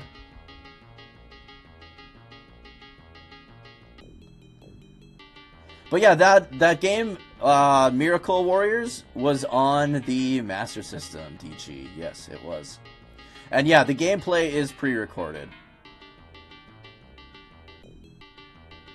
Bro, I don't even own Mario Kart 8. The only Mario Kart game I have is Mario Kart on the Super Nintendo. The best one. Had to quit because one dude was throwing around a slur? Are you kidding? That's crazy, dude. Yeah, so most of the information I'm getting is from this book here, but I'm also getting a lot of info from, like, Wikipedia articles and gaming, like, fan sites. I queued up a bunch of, like, browser tabs and stuff, so...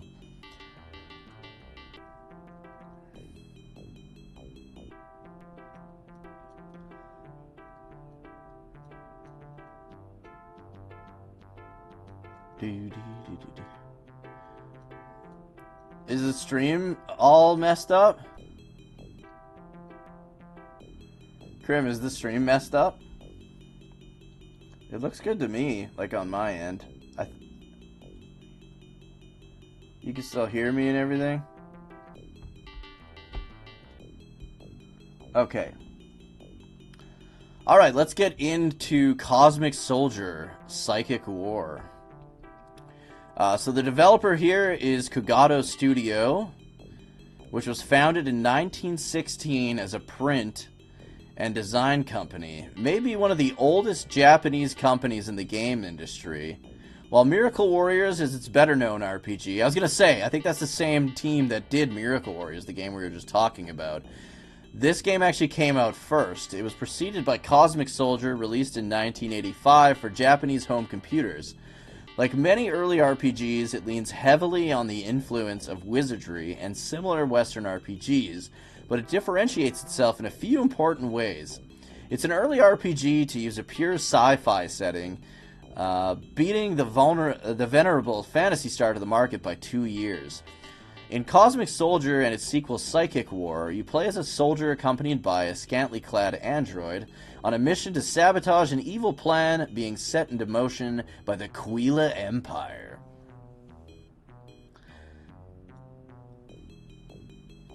Oh, it looks like you can change your party layout too, because the little robot guy was definitely in the leading the party before, but now he's behind the babe wearing a helmet. I'm kind of blown away by how many of these early JRPGs were like sci-fi based. Like there's as many sci-fi based ones that we've covered as there were fantasy based. A prominent feature of the series is the conversation system. During battle, you can talk to the enemy. Your choices are to get hints from them, run away, or sometimes have them join your party. This is the second old school PC JRPG that allowed you to recruit opponents, like enemies, which like predates the Megami Tensei series. I want to look up when the first Megami Tensei game came out, because everybody attributes the Megami Tensei series as the first monster taming series, along with, like, of course, I think Wizardry was also one of the first ones. But JRPG wise, we had that earlier game that that one on the SG-1000. What was that one called? Hold on.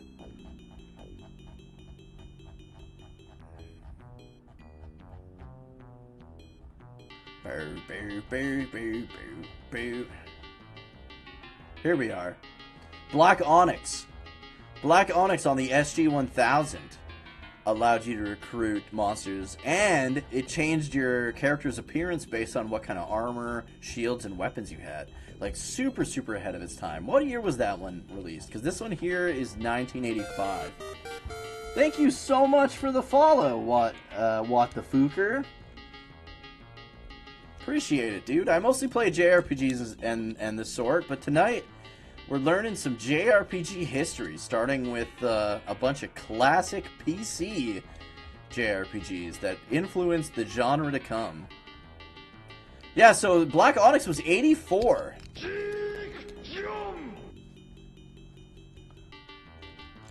84, and when did Megami...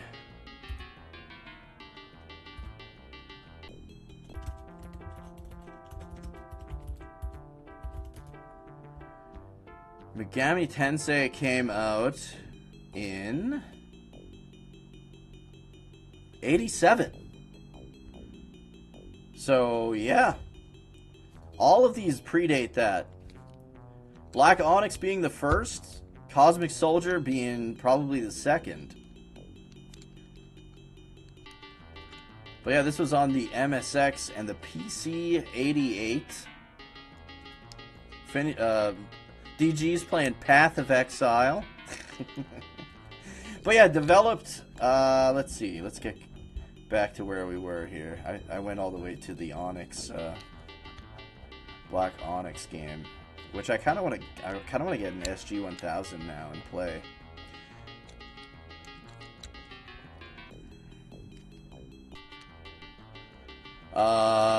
As recruited allies permanently die when defeated, just like in Black Onyx. It is important to always be building up a squad of grunts to protect your main character.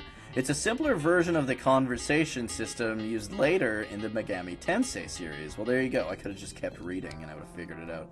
The combat in the first Cosmic Soldier follows a standard turn-based battle system. One unique wrinkle is the ability to choose how hard you want to hit your enemies.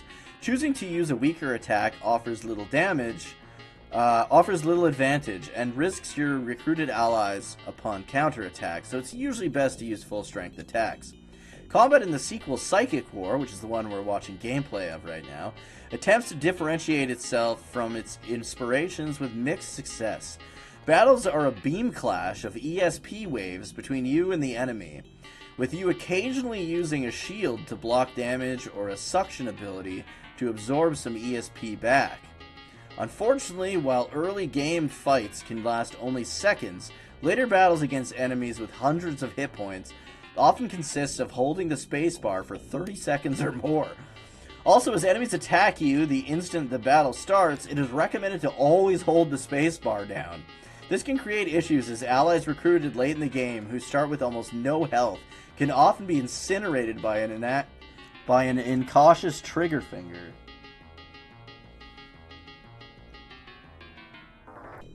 While both games are dungeon crawlers, the game structure is fairly open-ended. Most areas are accessible immediately, with deeper progress in each area gained by finding passwords, obtaining parts for your android or turbo gun, and other assorted activities. There's even an ending sequence where you set a bomb in the enemy HQ and have to run to his escape pod before the timer runs out.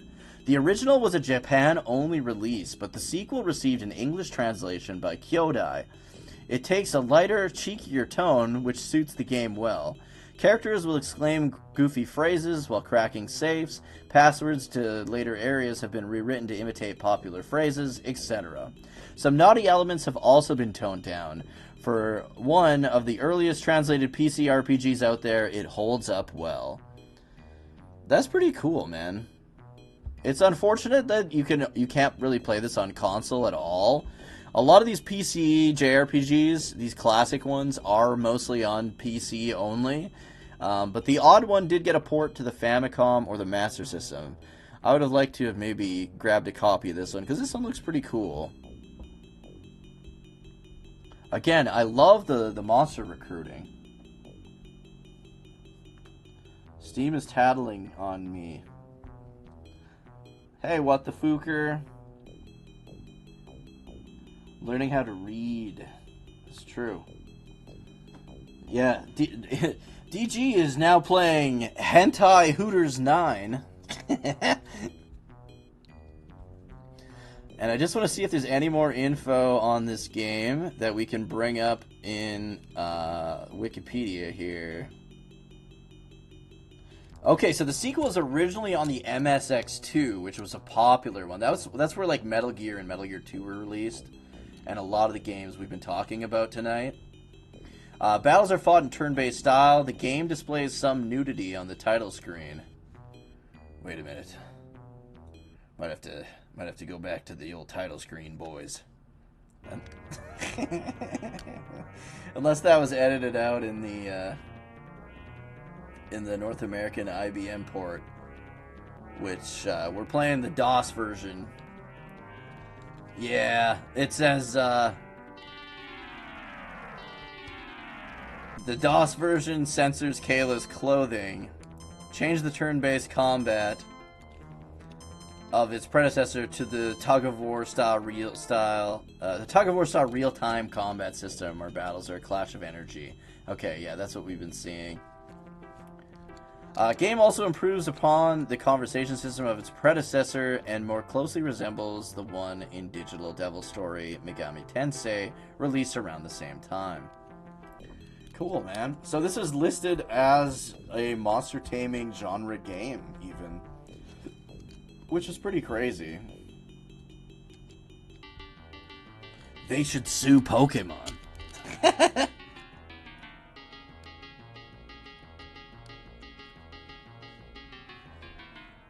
9 pales in comparison to what they did with 8, Hentai Honkers 8.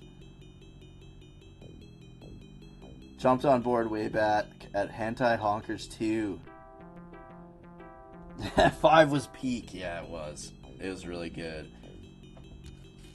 Alright, so the last game we're going to talk about tonight is called Last Armageddon, and this one was released in 1988 by a developer called Brain Gray.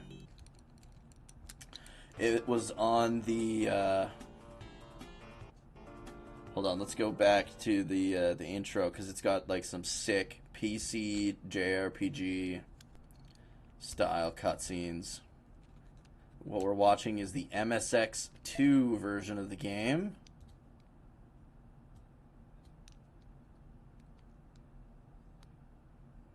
The twist with the twins. The tandem press final boss fight. But yeah, Last Armageddon, developed by Brain Gray. Released in 88 on the PC 98, the MSX2, the X1, the X68, the FMT, the Famicom, and the PC Engine CD. So the TurboGrafx CD it was also released on, which is pretty cool, because they could do some good stuff with that. Last Armageddon takes place on the planet Earth after humanity has destroyed itself. The mythical monsters of old, long driven into hiding underground, have returned to the surface to reclaim it for themselves. The game itself begins with a cutscene in which a skeleton and a minotaur overlook a barren wasteland. Seemingly out of nowhere, an alien appears wielding a machine gun, shoots the minotaur with such force that it explodes, and then delivers an ultimatum to the monsters. We rule Earth now, deal with it. Or we rule Earth now, deal with it. Look at this freaking badass cutscene. Fuming into their lair, the monsters draft the most powerful among them to fight back, and in doing so, not only learn the origins of the aliens, but also discover what happened to the decimated human species. So this is like monsters versus monsters, it sounds like.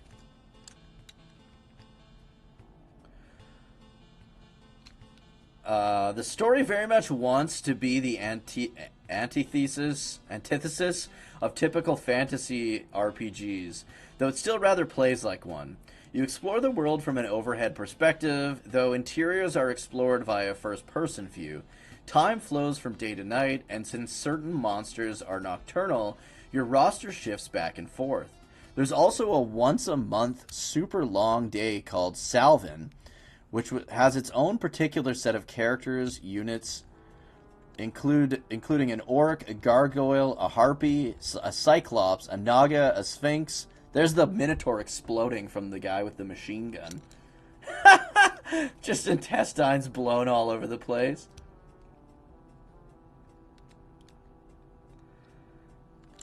Harpy, a cyclops, a naga, and a sphinx. They evolve over the course of the game. And you can actually splice in DNA from other creatures, allowing for unique variations. Stat gains work similarly to those in Final Fantasy II. Aww, that just killed my whole want to play this game right there. Look at that alien, dude. And then the CD has to load every time the scene changes. I guess it wouldn't have been a CD, it would have been like some kind of a floppy disk. But I mean, look at the visuals. It's pretty damn good for 1988. Yeah, the stat gains work similar to those in Final Fantasy II in that you repeat specific actions to increase attack, defense, magic, and so forth. At first, the ultimate goal appears to be to read the 108 lithographs spread throughout the land so you can enter the mystical Tower of No Return. Here, you learn about the downfall of humanity through various historical events.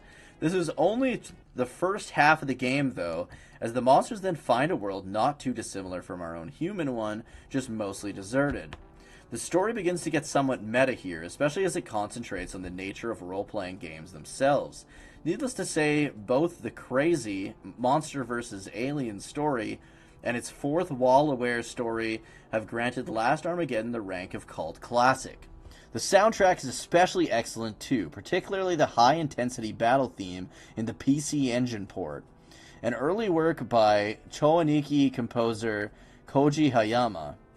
Ambitious as it is, it's still very much a late 80s RPG, with an odd combat balance and lots upon lots of wandering.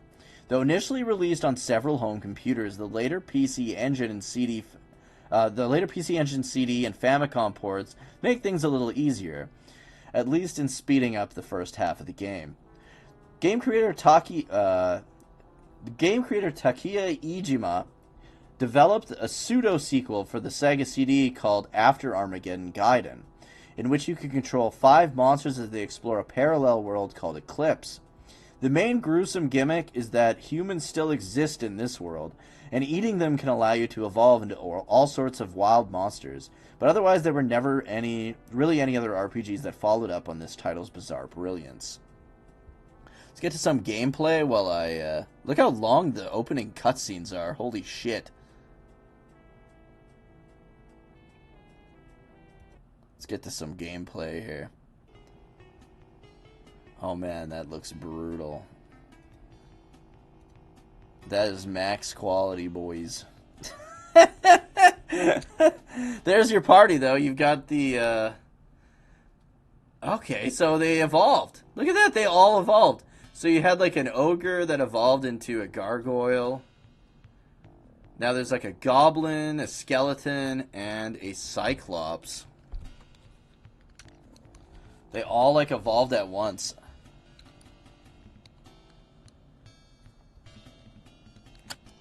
Last Armageddon was a wild premise that just gets more insane as it goes along, though it is hamstrung by late 80s RPG conventions, ultimately making this game better in concept than in execution. Let's skip ahead a little bit more. Dude's just standing there. Not Final Fantasy 2. I know, the Final Fantasy 2 leveling system, not good. So yeah, your party members are off to the right side, and you fight the guys on the left there, it looks like. Lots of loading in this game, it appears. But I mean, considering like all the sprites and monsters and monster designs and world map, it kind of makes sense considering on the old hardware that this game is running on.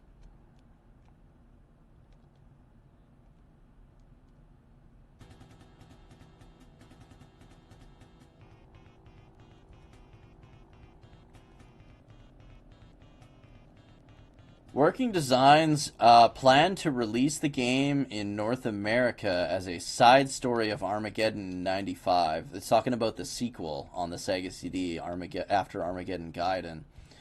But localization was canceled due to the demise of the Sega CD system. So the plot, the humans who breathed the toxin-filled air on Earth's surface became one with the Earth and kept dissolving. The history of humanity ended, and dominion of the planet returned to the demons. These mutant creatures did not depend on oxygen to survive, therefore they were able to breathe the air and use the land. Meanwhile, an army of robots waged World War IV against the demons in order to conquer what is now known as Makai, the demon world. These robots came to the planet on a wave of energy that created an explosion that turned the world into a wasteland. Much later in the game, concurrent themes including Adolf Hitler, war, creating a perfect race of people, and the destruction of humanity in the year 1999 are revealed to the player inside of one of the robot's main bases. The demons attempt to gain dominion on the humans' old planet, while the robots intend to impose a millennium of logic and dictatorial force throughout Makai. Playing as the robots is not an option open to the player, therefore the player must take advantage of their mutant army and crush the robot invaders.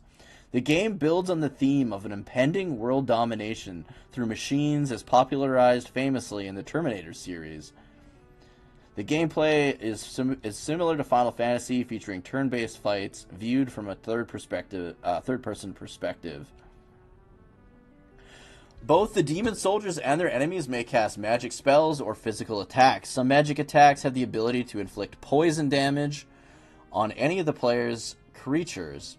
If a creature is poisoned, the player must spare some of their creature's magic points in order to cure the affected monster through the Kuizu spell.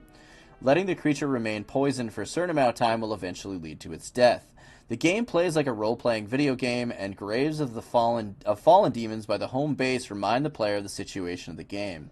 When a player first starts the game, they should not go to the right, as experienced monsters lie there in a stadium-shaped power station that is in the southeastern corner of the map. It'll take a foursome of level 5 to 10 characters in order to defeat the robots inside the dome. As characters advance in level, the monster images change slightly. By the time the characters advance to levels 13 through 34, the maximum possible levels, the monsters will look completely slimy, and the fusions of the cells will get ugly. There are two groups of 4 monsters that the player controls, a daytime group and a nighttime group. Oh, so I wonder if that's why the characters changed all of a sudden.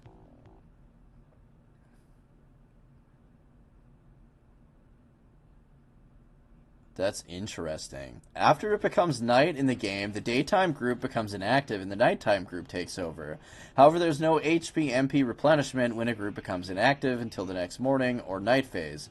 Although monsters can use their healing spells to cure conditions like poisoning, there is no known way to cure HP in the game other than via items spread throughout dungeons in the game, or by using the spell Shell Key. The Famicom version lacks the monster encyclopedia that exists in other versions of the game. None of the background music in the game resembles that of the PC Engine or the FM Towns version. This was most likely because the Famicom version was not only developed by a different company, but also because 4 different people worked on the soundtrack. 2 versions existed for the FM Towns version, a large memory version with normal levels of animation, and the small memory version with slightly reduced levels of animation. The FM Towns version also comes in a series of 3 CD-ROMs that requires 1 megabyte of RAM for the low memory version and 2 megabytes of RAM for the high memory version. Only one character can be equipped with the most powerful sword, a Zoto, and this person is predetermined by the game itself. A 3.5-inch floppy disk is needed to save the game, which had to be purchased separately from the game. In the PC Engine version, all 3D maps are shown as flat two-dimensional dungeons. Only goblins and orcs can be equipped with swords, unlike the other versions. Transition time between daytime and nighttime characters has been eliminated in the PC Engine version, leading to an immediate swap of characters. As far as the reception goes, the PC Engine version was rated 25.26 out of 30 by PC Engine Fan Magazine. Who the fuck rates a game 25.26 out of 10? Yeah, World War III must have been like what caused the human race to be wiped. So World War IV is the battle between the monsters and the robots and aliens. Interesting concept. Game looks not fun to play at all. It does not look like a fun one. We had some fun looking ones in here. This is definitely not one of them. Out of all the games we talked about tonight, the ones that I would be interested in checking out for sure, and would honestly like to get a copy of, is Miracle Warriors on the Master System. And then I would really like to get an SG-1000. I've always wanted to get an SG-1000, but I never knew of any like good games to play on it. But now that I know of a game to play on it, I think it was Black, what was it called? Black Onyx? I really want to get Black Onyx and the SG-1000. I might check that out and see what the cost is on something like that. Hydlide might pick that up on the NES. Depends on the price. It's kind of a shit game, but the history of it is so significant that it'd be really cool to have a copy of it. I kind of want to rewatch the Angry Video Game Nerd episodes on it, because they covered the Genesis version as well. But yeah, Onyx Black, or the Black Onyx, never really got released in the West. But I think it said this was the one, yeah, this was the one done by Bulletproof Software, so it was made by a Dutchman, so a lot of the game is in English. So definitely interested in checking that game out. Got a port on the Game Boy Color as well as the Famicom and the SG-1000. Anyways, guys, I hope... Yeah, Blasty would be fun too, but the problem with Blasty is it's only on these old-ass Japanese PCs. Like, I think Blasty was only on the PC-88 and PC-98. And then the X1. So these are like old Japanese PC only games, unfortunately. So as much as that would be, that's probably like the coolest one, like historically. I'd say Black Onyx and Cruise Chaser Blasty are the most like significant to me.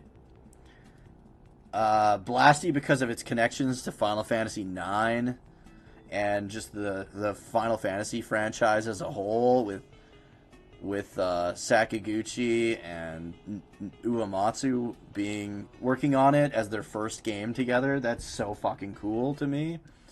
But I definitely want to check out Black Onyx. Anyways, guys, if you did enjoy the stream and you haven't yet, please remember to click that heart. Show me some love. Give me a follow here on Twitch. Twitch.tv/Dookie03 helps the channel grow. Helps you know when I'm online. Helps us reach our follower goals. We are very close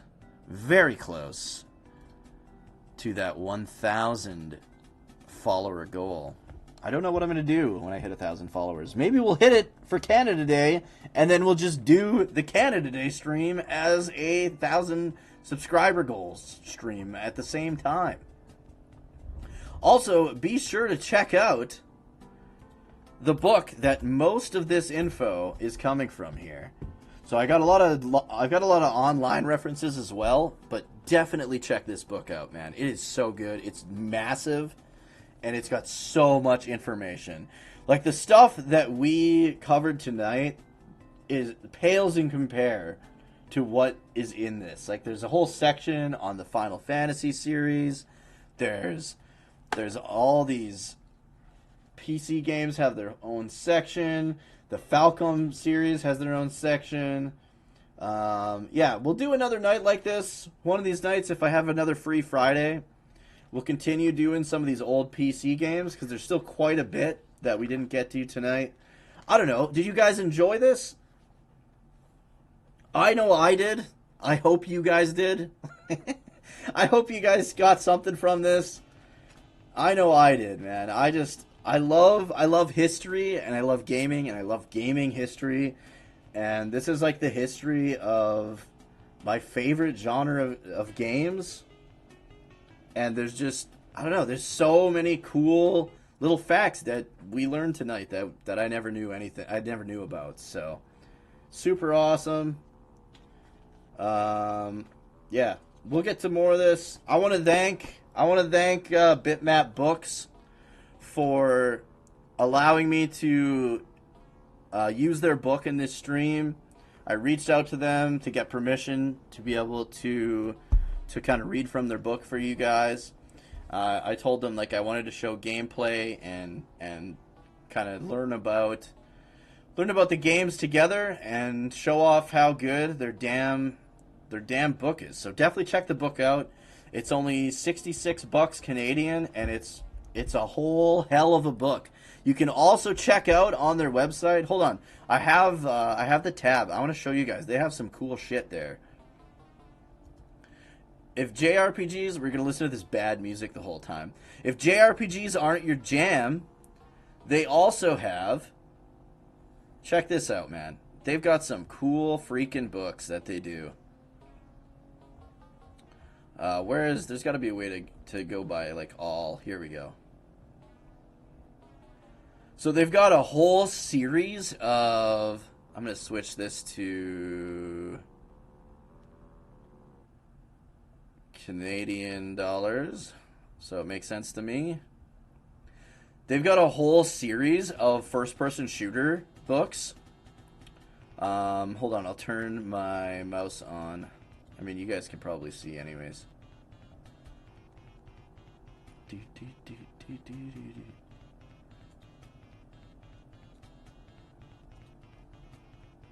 There we go. Turn my cursor back on here.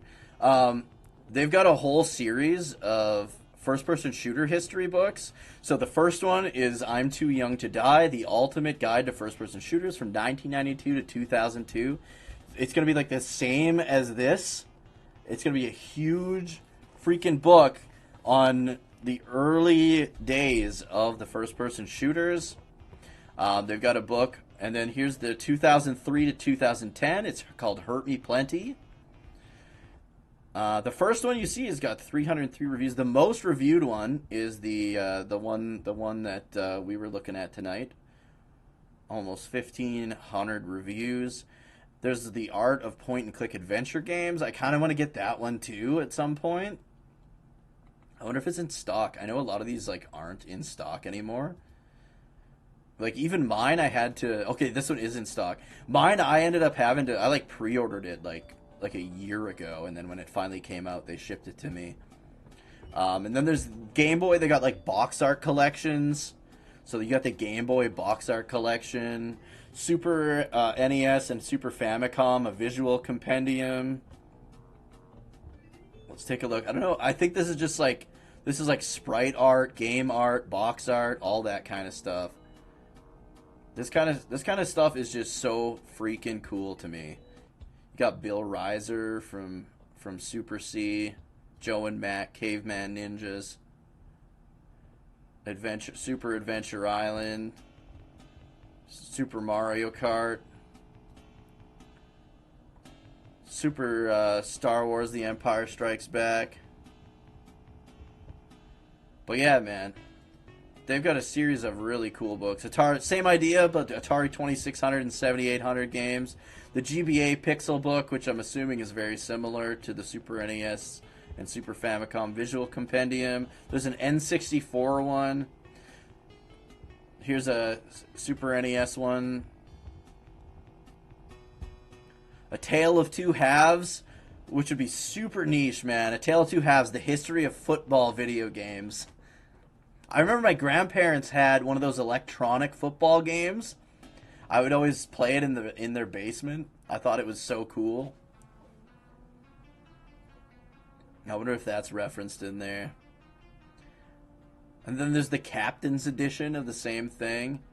There's a computer role-playing games book for old school CRPGs. That's in the works right now. It's not even out yet. So if you're into those, you can pre-order that just like I pre-ordered this JRPG one. And they'll mail it out to you when it's done. Art of the Box. I think it's box art for like DOS games. Run and Gun. History of run and gun games like Contra, Metal Slug, that kind of stuff. Games that weren't. This would be an interesting one. I should almost pre-order this one as well. So this would be like shovelware games or games, vaporware, I think they call them. Shovelware is like garbage games. But this would be games that like never got released. Which is kind of cool.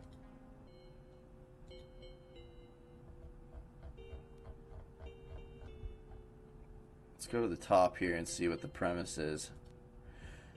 Larger than both the movie and music industries combined, the video game industry has provided more than 40 glorious years of interactive entertainment. We truly are spoiled for choice when it comes to picking something to play, and that dizzying array is growing by the day. Even so, there are a great many video games that have sadly never seen the light of day, for a variety of reasons, and many of these have incredible unsolved mysteries or gripping untold tales attached to them. The Games That Weren't aims to give these unknown titles a chance to shine by lifting the lid on their stories, even if we weren't able to actually play them as their developers intended. That is so freaking cool. There's covering more than 80 games, including Star Fox 2, Green Lantern, and Sim Mars across a 40-year span, and packed with content such as 5 specially created hardware that wasn't blueprint pieces, and interviews with industry legends such as David Crane, Jeff Minter, Matthew Smith, Dan Malone, Eugene Jarvis, Dylan Cuthbert, Andrew and Philip Oliver, Jeff Crammond, Scott Adams, John Hare, and many more. The Games That Weren't showcases and pays tribute to well-known and not so well-known unreleased titles, as well as games you might never have heard of until now. As if that wasn't enough, the book has been produced to the signature high standard Bitmap Books readers have come to expect, with eye-catching fluorescent colors and high-quality binding on superb paper stock. It comes with a free digital copy so you can take it with you everywhere. While the games industry has much to celebrate in the games that did make it onto shelves, there's something uniquely captivating in looking at titles that never achieved the finish line. We hope that the Games That Weren't will help keep the memory of these failed masterpieces alive. Like, dude, this publishing company is so freaking cool. So freaking cool. Can't say enough cool things about the a guide to Japanese role-playing games by Bitmap Books. So check this out. If you haven't yet, if you're interested in any of their other books, be sure to check that out. I'm really, really interested in this The Games That Weren't book. That shit, lost media and stuff like that just fascinates me as well. Anyways, guys, have a great evening. I'll be back tomorrow morning with some Dragon Quest X. So I'll see you then. Sunday night, Fates and I are going to be wrapping up the Dyson story in Star Trek Online, and then doing the Friday the 13th mission that only comes around every Friday the 13th. So we timed it really well because we're right at the tail end of the Dyson story. So we'll finish that. We'll do the Friday the 13th mission, which is like a horror mission. And then we might just fuck around for a little bit in Star Trek Online. But anyways, have a good one, guys. And I'll see you fine fucks tomorrow. Thanks for hanging out, guys. Appreciate it.